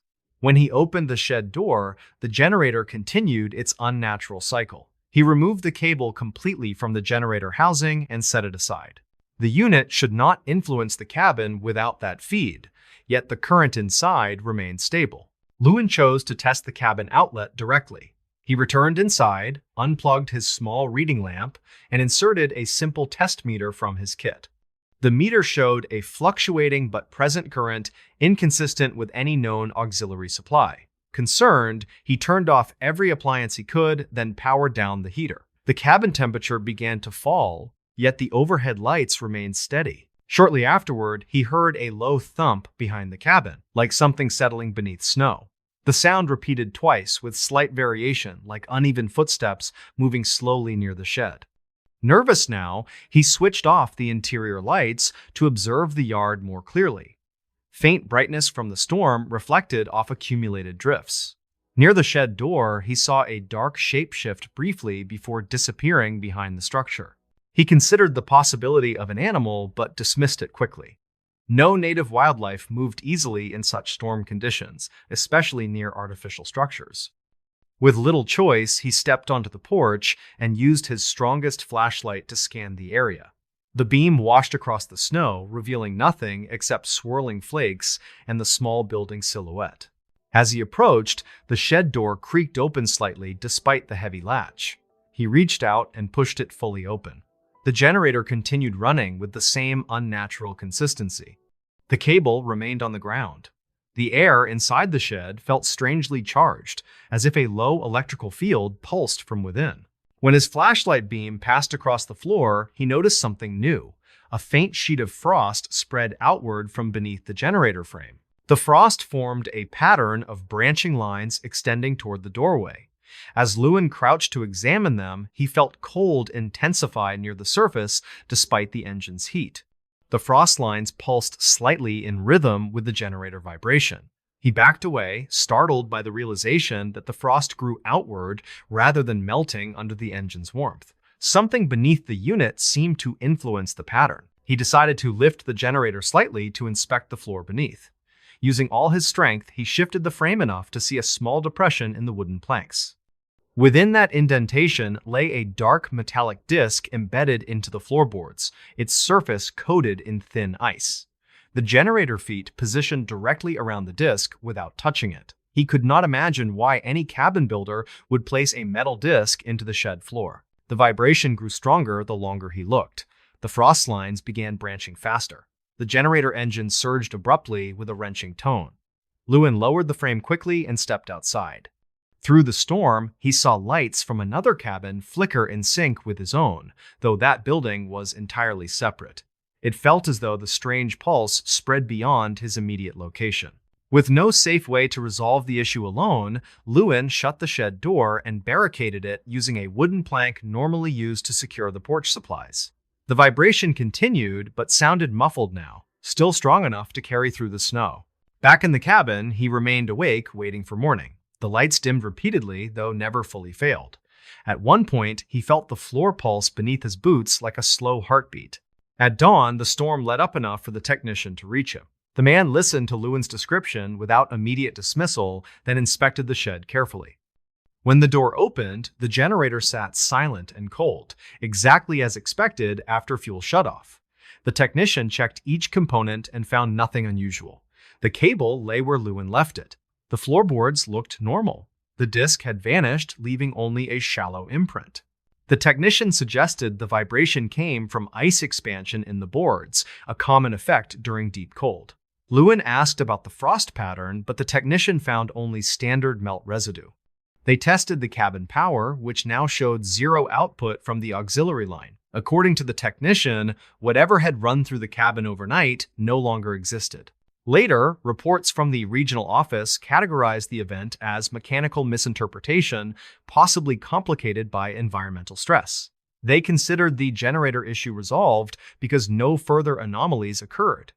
Lewin returned several times for follow-up inspections, yet never observed the same pulse or frost patterns again. The cabin remained functional, but he always felt uneasy near the shed. Years later, he still avoids working alone during extreme cold. He often recalls the rhythmic surge of the engine even after it was unplugged and the frost that seemed to grow beneath the floor. He believes something older than the cabin once rested under that shed and that the generator only exposed a trace of it when conditions aligned. When he shares the story, he emphasizes one detail. Machines can misbehave under stress, but they cannot run without fuel or current unless something elsewhere drives them. In this new story, the incident summary filed by regional authorities described 3 hikers entering the northern forest during early winter and failing to return before nightfall. Search teams later found their tracks leading into a dense stand of spruce trees before fading in a way no one could fully explain. According to final reports, the hikers had been seen earlier that afternoon watching unusual lights flicker above the tree line. Those lights reportedly drifted between branches in a pattern that did not match known aircraft or natural reflections. The group consisted of Harlan Wire, 35, a field surveyor, Lissa Varon, 33, a part-time wildlife volunteer, and Kellen Drew, 36, a maintenance technician with experience navigating rough terrain. They often explored the forest trails together during off-season periods when visitor traffic remained low. Their familiarity with the region gave them confidence even during colder months when daylight hours shortened significantly. They entered the forest intending to take routine notes for an independent mapping project. Weather conditions were calm when they arrived at the trailhead. Thin frost covered the ground, and a soft layer of snow clung to distant branches. Harlan carried a topographic tablet, Lissa carried a compact camera, and Kellen carried most of the survival gear, including a thermal blanket and 2 radio beacons. They followed the marked trail for about an hour before deciding to inspect an older survey boundary deeper within the woods. Their mood remained light, and no one anticipated any risk. Midway through the hike, Lissa noticed faint flashes above the ridge, pale green at first, then shifting to a dull white. She pointed them out to the others, who stopped to observe. The lights appeared irregular but persistent, flickering through narrow gaps between tall spruce trunks.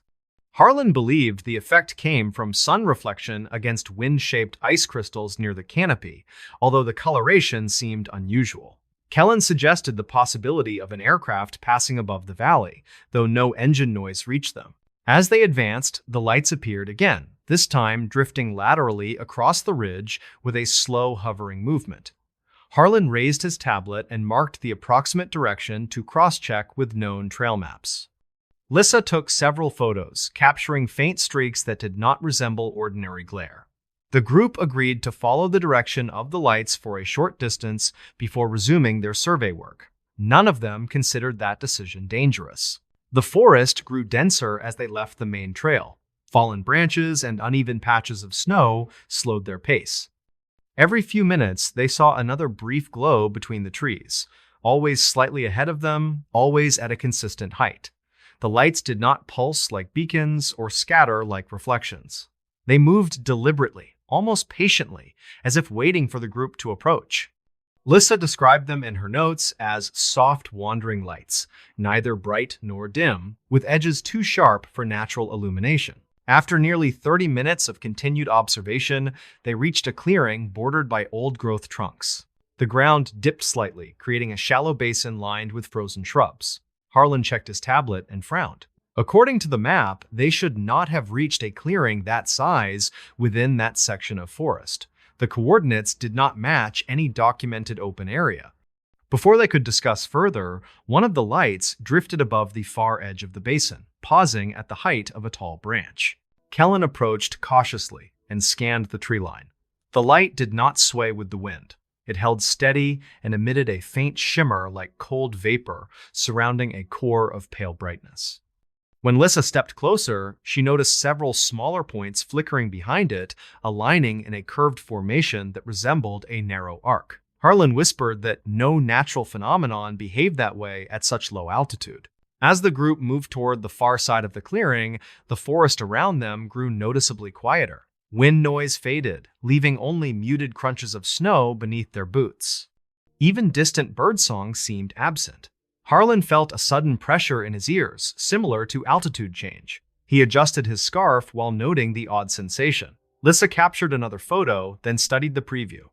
The image showed a blurred shape above the tree line, far more defined than expected. Kellen signaled for everyone to stop. He pointed to faint impressions in the snow leading from the center of the clearing toward deeper forest. The tracks were narrow and perfectly aligned, not matching footprints or animal movement. They looked like evenly spaced points carved with mechanical precision. The pattern extended into the shaded thicket and vanished beneath a low arch of branches.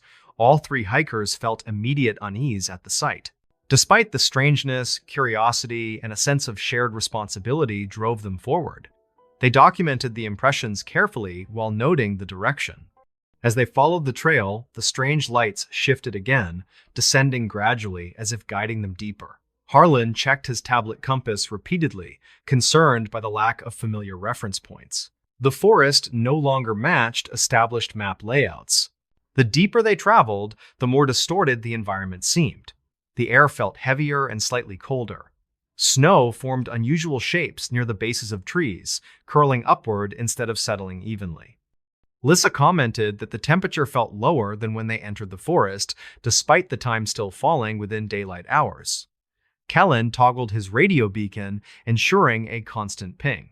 Eventually, the impressions in the snow grew fainter until they finally disappeared near a dense cluster of trees wrapped in tangled undergrowth. The lights paused above the thicket, then slowly dimmed until nothing remained visible. Harlan raised his hand for silence. The forest remained still. For the first time, he felt genuine concern, realizing they had lost both their visual guide and their original trail. He attempted to retrace steps using the tablet, but the device displayed inconsistent directional data. The compass flickered between headings, and the GPS lost coordination. Kellen checked his beacon and noted a similar issue. The signal strength fluctuated wildly, suggesting interference from nearby sources. Lissa suggested returning toward the basin using visible tree markers, but quickly realized the landscape around them contained few distinctive features. They began moving cautiously in what they believed was the correct direction. Snow concealed most tracks behind them. After walking several minutes, Harlan noticed the ground sloping farther than before. He stopped and scanned the area. The basin should have remained level for at least 200 feet, yet the terrain had changed. Trees looked more tightly spaced, and the air felt denser. Lissa turned in a slow circle, then admitted she no longer recognized their surroundings. As daylight faded, they increased pace, hoping to reach familiar ground. The forest seemed to shift subtly with each direction change, creating the impression they were circling without progress. Kellen proposed stopping to build a small marker using fallen branches before moving again. They did so, arranging sticks in a triangular pattern clearly visible against the snow. After 20 minutes of steady walking, they discovered the marker again, despite choosing a straight path. Confusion grew into genuine alarm. They marked another location using Harlan's bright scarf tied to a branch, then walked carefully in a new direction. The scarf reappeared minutes later. Lissa began breathing rapidly, insisting that the forest path could not curve so sharply without them noticing. Harlan tried to reassure her, but found his own voice unsteady. During their third attempt to leave the area, the lights returned, faint at first, moving between the trees just beyond their reach. They appeared lower now, drifting with slow arcs that followed the hiker's movement. Harlan raised his flashlight and caught a reflection from something ahead, possibly marking a clearing or exposed water. Kellen urged them to move toward it, hoping for open ground. As they approached, the lights brightened and spread across several trunks, forming a dull line that pulsed slowly. The air temperature dropped noticeably. Snow clung to their clothes faster than before, and small crystals formed along the edges of their sleeves. Lissa held her camera up to record the scene, but each attempt resulted in blurred images saturated with pale streaks. The lights shifted again, bending in a way that suggested direction rather than random motion. Harlan motioned for them to stop. As they stood listening, a low hum filled the forest, subtle yet impossible to ignore. It seemed to vibrate through the snow and into their boots. The trees around them emitted faint cracking sounds like distant ice breaking. Lissa gripped her coat tightly.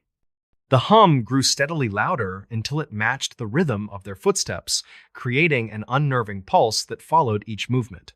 Kellen tried the radio beacon again. The signal blinked irregularly, then faded to nothing. He attempted emergency broadcast, but static drowned the transmission. Harlan realized they needed to conserve energy and avoid panic. He suggested setting camp until the hum stopped or daylight returned, believing stillness might help them regain their bearings. They gathered near a large fallen log and attempted to create a sheltered space. While preparing their small emergency blanket, Harlan noticed something unusual about the snow. It began rising in thin plumes near the bases of several trees, as if pushed by an upward draft. The plumes curled and drifted in slow spirals before dispersing. Lissa pointed to new impressions forming in the snow ahead of them, shallow marks created without visible movement. The alignment resembled the earlier pattern they had followed, now appearing closer. Kellen whispered that they needed to leave immediately. The hum shifted again, now echoing faintly between the trees, carrying a resonance that made their teeth feel cold. The lights slid between branches, then merged briefly into a single pale glow that hovered at eye level before drifting backward. Harlan felt a deep instinctive fear despite his logical training. Each of them recognized that the lights no longer resembled anything safe to follow. They turned away and attempted a direct return route, choosing a fixed star briefly visible through a break in the canopy. As they walked, the star faded behind moving branches. The forest seemed to contract around them. Snow drifted more heavily near their feet, partially obscuring their tracks as soon as they formed. The hum transformed into a low vibration beneath the ground. Kellen shouted a warning, but the sound dissolved into the noise around them. Authorities later traced their last known location to the basin and surrounding ridges. The search teams found scattered equipment days later, including Harlan's scarf tied around a branch, Lissa's camera with a cracked screen, and Kellen's beacon partially buried in snow. Each item lay within a 300-foot radius, arranged in positions inconsistent with wind scattering. Search dogs struggled in the area, frequently circling the same limited range without progressing outward. No clear prints led away from the collection sites. Rescue personnel noted that snow in the central zone appeared unusually smooth, lacking the expected disturbances from group movement. The photographs retrieved from Lissa's camera contained only streaks of pale light and distorted tree outlines. One image, though blurred, showed a faint arc of brightness above the ridge, similar to descriptions provided by the missing hikers' relatives. The search efforts continued for nearly 2 weeks. Helicopter surveys revealed no sign of movement through the upper forest paths. Ground teams reported intermittent static on their radios whenever approaching the inner basin. Several volunteers mentioned a strange pressure behind their ears, though none suffered lasting effects. Eventually, the operation scaled down after failing to locate tracks leading outward. To this day, the hikers remain unaccounted for. Seasonal workers still occasionally report faint lights drifting near the upper ridge during clear winter evenings. Some describe the lights as harmless reflections. Others claim they move with deliberate purpose, appearing only when the forest grows quiet. A few mention hearing a low hum at the edge of the clearing, though instruments never record anything unusual. Harlan's family kept his field tablet, which still contains his last marked coordinates, though the location does not match any known clearing. Lissa's relatives occasionally play the recovered audio clip from her damaged camera, which captured several seconds of faint rhythmic vibration. Kellen's beacon remains on file with the regional office, its final recorded signal blinking repeatedly near a point deeper than search maps reach. The forest eventually reclaimed every trace of that day. Trails shifted under seasonal storms, and the basin filled with new snow patterns. Visitors continue to pass near the ridge without incident, unaware that 3 experienced hikers once followed strange drifting lights beyond familiar paths and never found their way back. In this new story, regional road logs from that winter recorded a string of heavy storms moving across several mountain passes, creating dangerous conditions for highway crews. Among the workers assigned to those routes was a snowplow driver named Varen Locke, who disappeared for nearly 8 hours during one of the worst storms of the season. When he eventually returned to the depot, coworkers said his behavior seemed strange and reported that he spoke with a voice that did not sound like his own. Varen was 40 and had worked for the Mountain District for more than a decade. He knew every bend of the highway and understood the risks of night plowing. The district relied heavily on him during deep winter because he remained calm during emergencies. His reputation among colleagues was steady and friendly, though he lived quietly in a rental cabin near the lower ridge. No one doubted his reliability, which made his disappearance more unsettling. On the night of the incident, Varen left the depot just after 9 to clear the upper pass before the next round of snowfall. The route required about 2 hours for a full sweep, depending on drift patterns. He radioed the dispatcher shortly after reaching the first checkpoint, reporting moderate wind and manageable snow depth. His voice sounded normal, and there was nothing unusual in the early part of the shift. Half an hour later, weather intensified. Wind pushed thick snow across the highway, and visibility dropped sharply. According to the dispatcher, Varen's radio updates became shorter as he focused on navigating the steep curbs. His final clear message came at 10:12 when he confirmed arrival near the upper overlook. After that, his radio transmissions faded into static. Attempts to reach him failed, and no beacon signal responded from his vehicle. The district initially assumed a simple communication dropout due to atmospheric interference. When multiple attempts failed, they sent a secondary plow up the route to locate him.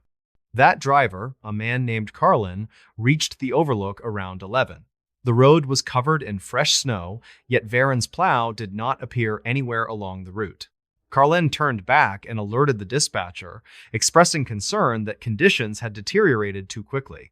Meanwhile, the storm intensified further. Search attempts resumed after midnight with additional plows and one all-terrain vehicle equipped with stronger lights. They moved slowly along the route, scanning ravines and turnouts. No tire marks appeared, and no impact debris showed.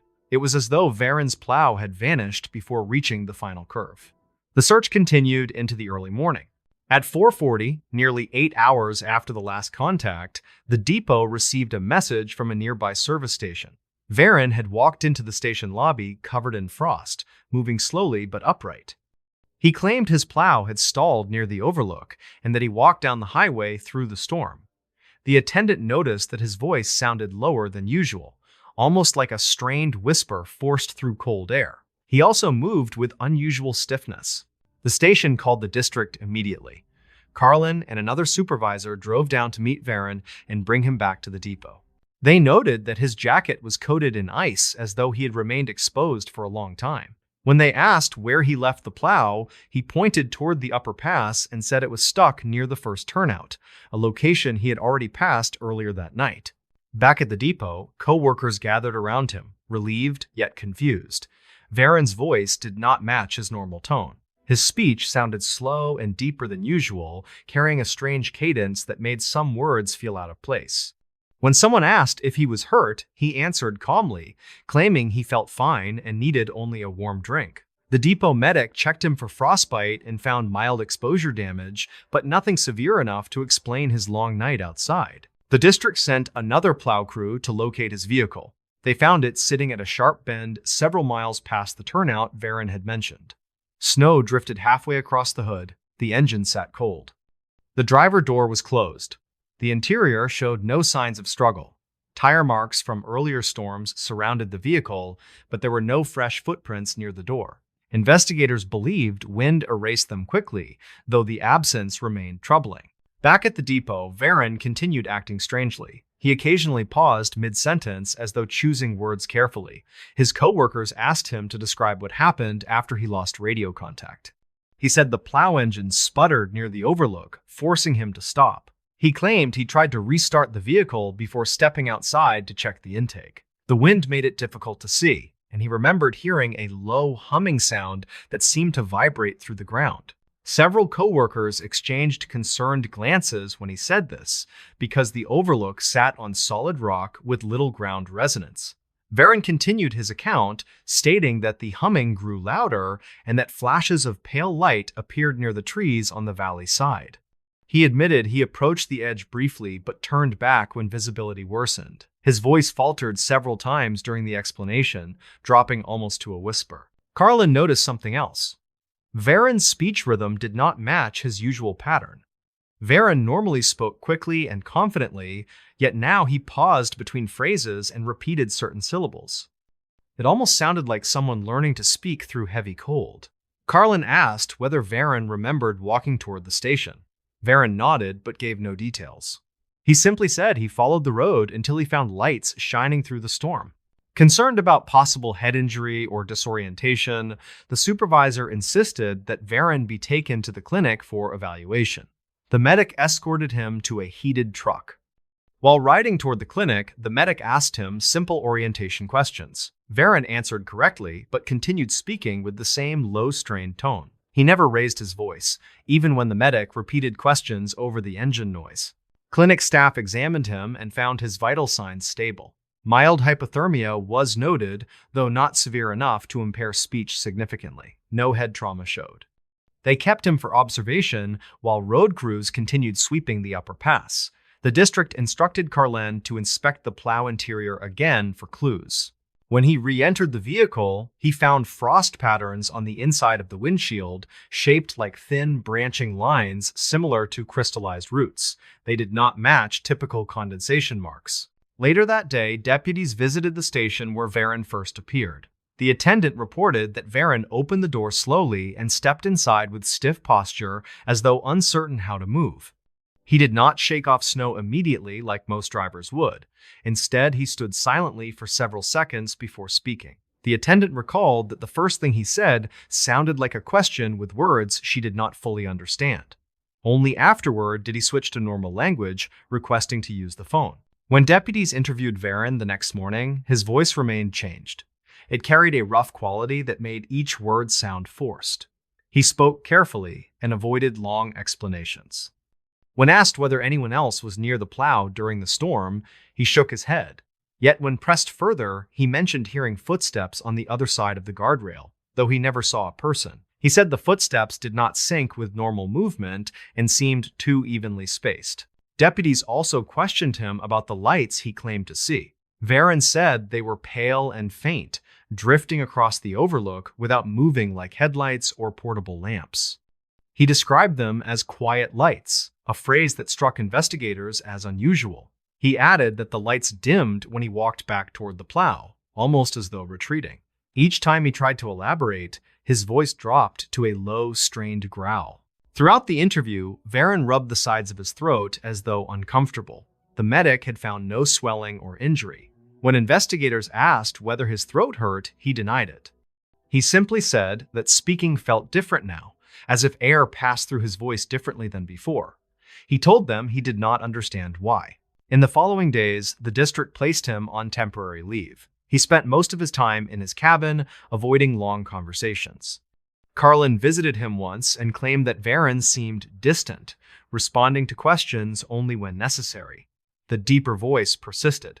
At one point, Carlin asked directly whether Varen felt like himself. Varen paused for a long moment, then said he felt mostly normal except when trying to speak for extended periods. Meanwhile, investigators continued examining the plow. They discovered the frost patterns on the windshield had reformed overnight, despite the vehicle being stored in a heated garage. The patterns resembled branching fractures, yet the glass was intact. When they thawed the frost, new lines formed hours later in different sections. The phenomenon appeared only inside the vehicle, never on the exterior surface. Authorities attempted to track Varen's path from the overlook to the station. Snow drifted heavily during the storm, erasing most evidence. However, search teams found one stretch of compacted snow near a turnout that did not match typical boot compression. The indentations appeared shallow and evenly distributed, lacking the heel-to-toe pattern expected from human movement. They covered a narrow 5-foot section, then vanished abruptly. A week after his return, Varen visited the depot briefly to collect his belongings from the break room. Several coworkers greeted him cautiously. They later reported that his voice sounded marginally stronger, but still not like his original tone. One coworker asked whether he felt ready to return to work. Varen answered with another strained but steady sentence, saying he needed more time to recover. As he prepared to leave, a new driver accidentally dropped a tool near the plow rack. The sudden noise made Varen flinch sharply, more than expected for something so minor. He steadied himself and apologized, claiming his nerves had not settled since the storm. A supervisor who overheard this noted that Varen's reaction seemed disproportionate for a man used to heavy machinery noise. Authorities eventually closed the investigation due to lack of evidence indicating a specific incident. They listed his disappearance as weather exposure with temporary cognitive impairment caused by extreme conditions. The district accepted this explanation despite lingering doubts among coworkers. Months later, Carlin received a late evening call from Varen. The voice on the line sounded nothing like the one Carlin remembered. It was quiet, steady, and carried a strange layered quality, as if more than one tone blended beneath the surface. Varen apologized for calling late, then asked whether anyone had found new frost patterns inside the plow. Carlin replied no, though he felt unsettled by the question's urgency. Before ending the call, Varen asked something even stranger. He wanted to know whether anyone still heard humming near the overlook. Carlin replied that he had not heard anything unusual. Varen paused for several seconds before answering that he still heard the hum sometimes, especially at night when the cabin grew quiet. His voice dipped lower as he said that speaking still felt unfamiliar, like he was using someone else's voice. No one knows exactly what happened during the 8 hours. Varen vanished in the storm. He avoided interviews afterward and eventually moved away from the region. His cabin sat empty for several seasons until a new tenant discovered thin branching frost lines inside the shed door during midwinter. They matched the same pattern investigators photographed on the plow windshield. To this day, the overlook remains part of regular plow routes, though drivers sometimes report faint humming on especially cold nights. They keep their radios on high volume during passes and avoid stopping near the guardrail unless necessary. When new hires hear the story, they often dismiss it as exaggerated winter lore. Yet anyone who worked with Varen remembers how he spoke before the storm and how he spoke after. They recall that his voice changed drastically and that he returned from the ridge sounding unlike himself, answering questions in a voice that seemed borrowed from somewhere else. In this new story, By sunrise, the county had already marked the Ridge Road as officially closed for hazardous ice, with bright barricades laid across both lanes. Drivers were warned through local radio that anyone bypassing those barriers would face fines and possibly lose their license. Still, when the first highway crew truck reached the closure that morning, they found fresh tire tracks cutting around the barricade and heading into the woods. Callan Bristow was 39 and worked for the county highway department as a winter response supervisor. He had spent most of his adult life dealing with bad roads, fallen trees, and impatient drivers who treated warnings like suggestions. That morning, he expected a routine inspection of the closure and maybe a few scoldings for people trying to turn around dangerously at the bend. What he did not expect were tracks that made no sense at all. The Ridge Road curved sharply just before the forest, with a steep drop on one side and thick pines on the other. Ice tended to build quickly there whenever freezing rain followed snowfall, which was exactly what happened the night before. Callan parked the crew truck short of the barricades and stepped out carefully. His boots slid slightly on a glaze of clear ice that barely looked wet but felt slick as glass underfoot. The tire tracks were obvious. They left the main lane about 20 feet before the barricade, cut through a shallow drainage ditch, then climbed the opposite embankment toward the trees. Callan bent to examine them more closely. The impressions were crisp and recent, with edges still sharp in the frozen slush. They belonged to a vehicle with narrow all-season treads rather than the heavy snow chains locals usually used on that stretch. What bothered him most was the angle. The tracks climbed the embankment at a spot where the soil sat hard and partially frozen, then squeezed between two pines that stood closer together than the width of most vehicles. Callan stood back and judged the gap visually. It did not look wide enough for a normal car to pass without scraping bark on both sides. Yet the trunks showed no fresh damage, no broken branches, nothing scraped away. He radioed dispatch and reported what he saw. The dispatcher asked whether the barricades were still intact. Callan confirmed that the sawhorses rested exactly where the night crew left them, undisturbed, with reflective tape still in place. That meant the driver chose deliberately to leave the pavement early and bypass the closure through the ditch. It was not an accidental skid. Someone made a choice, and then their vehicle disappeared into the trees. Callan followed the tracks on foot, moving slowly between the pines. The ground under the canopy held a thin layer of crusted snow rather than solid ice, which made walking easier.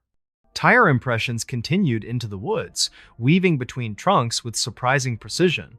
The driver had taken a narrow line, avoiding rocks and stumps as though familiar with the terrain. The road itself did not extend this far. According to his maps, this area was unmanaged forest. About 50 yards in, the tracks reached an old service path that had once serviced a minor communication line decades earlier.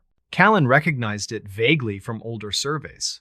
The path was mostly overgrown now, but the vehicle had followed its faint outline, curving deeper into the trees.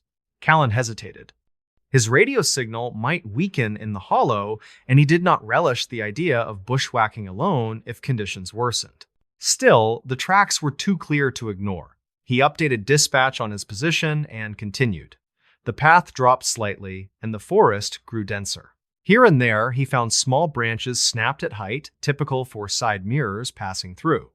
That detail reassured him in a strange way because it confirmed that an actual physical vehicle made this route, at least so far. The disturbing part came when the tracks reached the bottom of the hollow. There, the impressions crossed a shallow drainage creek that normally carried meltwater in spring, but now sat frozen under a thin sheet of milky ice. The vehicle had evidently rolled straight through. The ice fractured under the tires, leaving jagged cracks and half-submerged slush. Callan crouched and touched the broken surface. It was still wet and refreezing slowly, meaning the crossing happened not long before he arrived.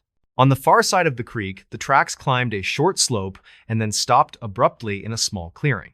There were no turn marks, no reverse arcs, no scattered, churned snow indicating spinning tires.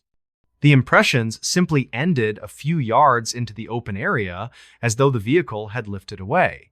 The clearing itself held no other disturbances. No branches broken, no sign of a collision, nothing tipped or crushed. Callan walked circles around the clearing, searching for any continuation. If the driver had backed up, there would be overlapping tracks returning toward the creek. If they had turned toward the thicker forest, there would be fresh impressions leaving the packed section. There was nothing. The last visible marks were 2 tire prints, equally spaced, pressed firmly into frozen ground, ending abruptly near a patch of undisturbed snow. He radioed dispatch again, this time with a tighter voice. He explained the situation and requested assistance from the sheriff's department. The dispatcher asked whether he saw any sign of a vehicle overturned in the creek or lodged against a tree. Callan answered no. It looked, he said carefully, as if the vehicle stopped here and then was not here anymore. He heard his own words echo back in his mind and disliked how they sounded. Deputies arrived within the hour, snow crunching under their boots as they followed Callan into the woods. One deputy, named Marv, studied the tracks with the skeptical calm of someone who had seen many supposed mysteries resolve into simple explanations. He paced the clearing several times, checked the creek, and then asked whether any locals used off-road rigs with unusual setups. Callan said, "Not on this stretch, not in these conditions, and never passed an official closure without warning." The sheriff himself, a measured man named Corin, joined them later that morning. He listened as Callan described how the tracks left the road and cut between the pines. Corin then walked the path personally, checking every section. At the narrow gap, he measured the distance between trunks and frowned. A compact hatchback might squeeze through, but the paint would show it. Yet there were no fresh scrapes on the bark. Back at the clearing, they considered the creek. Marv suggested that the vehicle might have fallen into a deeper section off to the side and now lay hidden under broken ice and snow. They probed the banks and checked downstream as far as they could, but the channel remained shallow, barely supporting the trickle that usually formed in warmer seasons. Nothing on either bank indicated a heavyweight sliding or rolling in. As news of the tracks spread through the small department, someone at dispatch remembered a call from the previous evening. Around 9, a driver on the lower portion of the same road had reported seeing unusual headlights weaving near the ridge, higher than the highway. The caller assumed it was a maintenance truck and did not press the issue. That timestamp roughly matched the period before the road closure went fully into effect. They pulled the recording of that call and listened carefully. The caller described lights moving too smoothly for a vehicle fighting ice, passing behind trees where no official route existed. At the time, dispatch treated it as a mistaken observation. Now, with fresh tire tracks leaving the road and a clearing with no vehicle, the report gained new weight. Corin ordered a more thorough search of the surrounding forest. Over the following hours, they widened the search radius. Tracker tape marked search lanes. Volunteers from the fire department joined, combing through the area on snowshoes. They found older evidence of hunters and hikers, but nothing matching fresh vehicle movement beyond the abrupt ending in the clearing. A helicopter from a neighboring county flew a slow grid above the ridge, scanning for metal reflections among the trees. The pilot reported no sign of an abandoned vehicle. Meanwhile, at the county office, a clerk cross-checked recent missing vehicle reports. Only one stood out. A sedan belonging to a man named Eldrin Keene had been reported overdue from a late shift the previous night. He worked at a warehouse in the valley and was expected home before midnight on a route that sometimes used the Ridge Road as a faster option. His wife reported that he never arrived, and his phone stopped pinging near the edge of tower coverage around 10. When Corin heard the name, he requested Eldrin's vehicle description. The model matched the tire width they saw in the woods. Eldrin drove on regular all-season tires, not dedicated winter treads, which fit the narrow impressions on the road. A license plate check confirmed no roadside cameras caught his car past a certain point. The last reliable sighting placed him near the base of the ridge shortly before the closure. Search teams now had not only strange tracks, but a likely driver. Despite increased urgency, the forest refused to offer answers. Dogs brought in on the second day found scent crossing the creek, then turning in slow circles near the clearing before fading. Handlers reported unusual behavior as the dogs repeatedly returned to the last tire impressions and whined, reluctant to move beyond them into the unmarked snow. Investigators took photographs from multiple angles, mapping every footprint left by personnel and dogs to distinguish them from any original marks. The tire ending remained pure. There were no partial prints hidden under later snow, no faint continuation visible under certain light. The vehicle had either been lifted perfectly from that spot, or the tracks were somehow deceptive. Neither option comforted anyone. In search briefings, Corin pressed his team to consider every practical explanation before entertaining anything else. Maybe the driver parked there and walked out, joining another vehicle on a different path. Yet if so, where were the footprints, where was the second vehicle, and why choose such an indirect route in freezing conditions? They checked every cabin, driveway, and logging spur within several miles. Nothing matched. Days passed. Weather improved enough for crews to reopen part of the ridge road. The barricades were moved back from the forest edge, leaving the first section passable with caution. Still, a smaller sign remained near the bend, warning drivers not to leave the pavement due to unstable terrain in the woods. Officially, the warning referred to hidden stumps and soft ditches.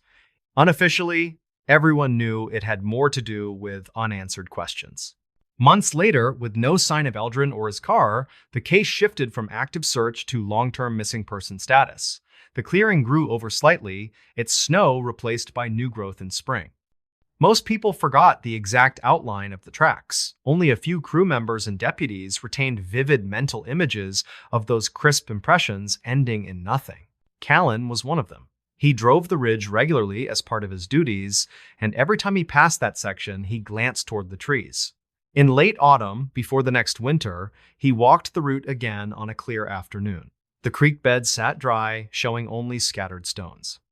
The clearing looked ordinary, a patch of ground with lingering tire grooves from search vehicles and equipment. Nothing remained of the original tracks. Still, something about the spot bothered him.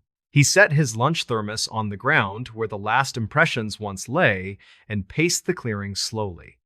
At one edge, he noticed faint fill marks in the soil, like small trenches that had been cut and then refilled a long time ago.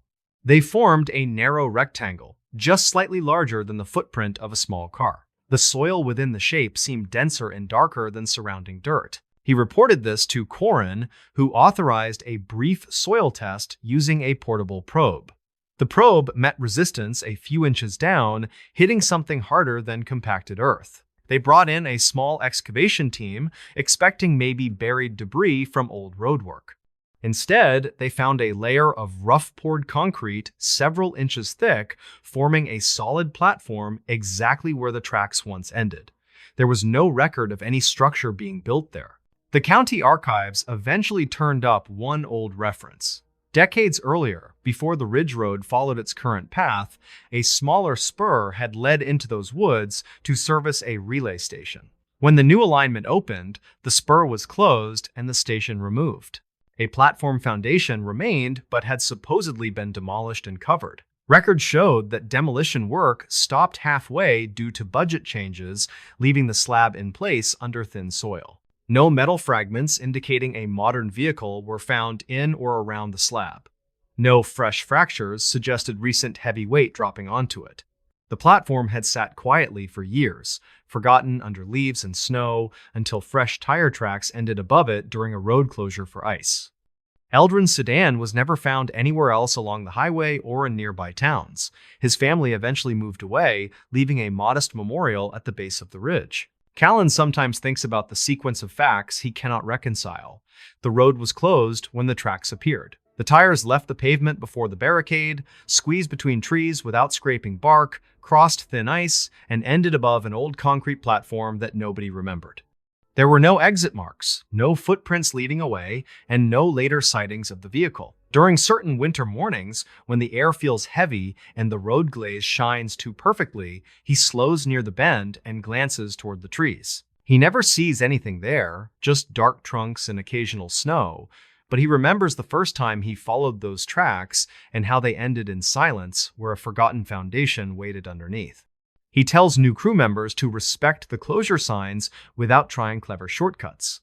He calls it a simple safety speech, yet there is always a moment when he adds one extra sentence, quieter than the rest. He says that sometimes a road is closed for a reason nobody writes on the sign, and that tracks leading into the woods do not always lead back out.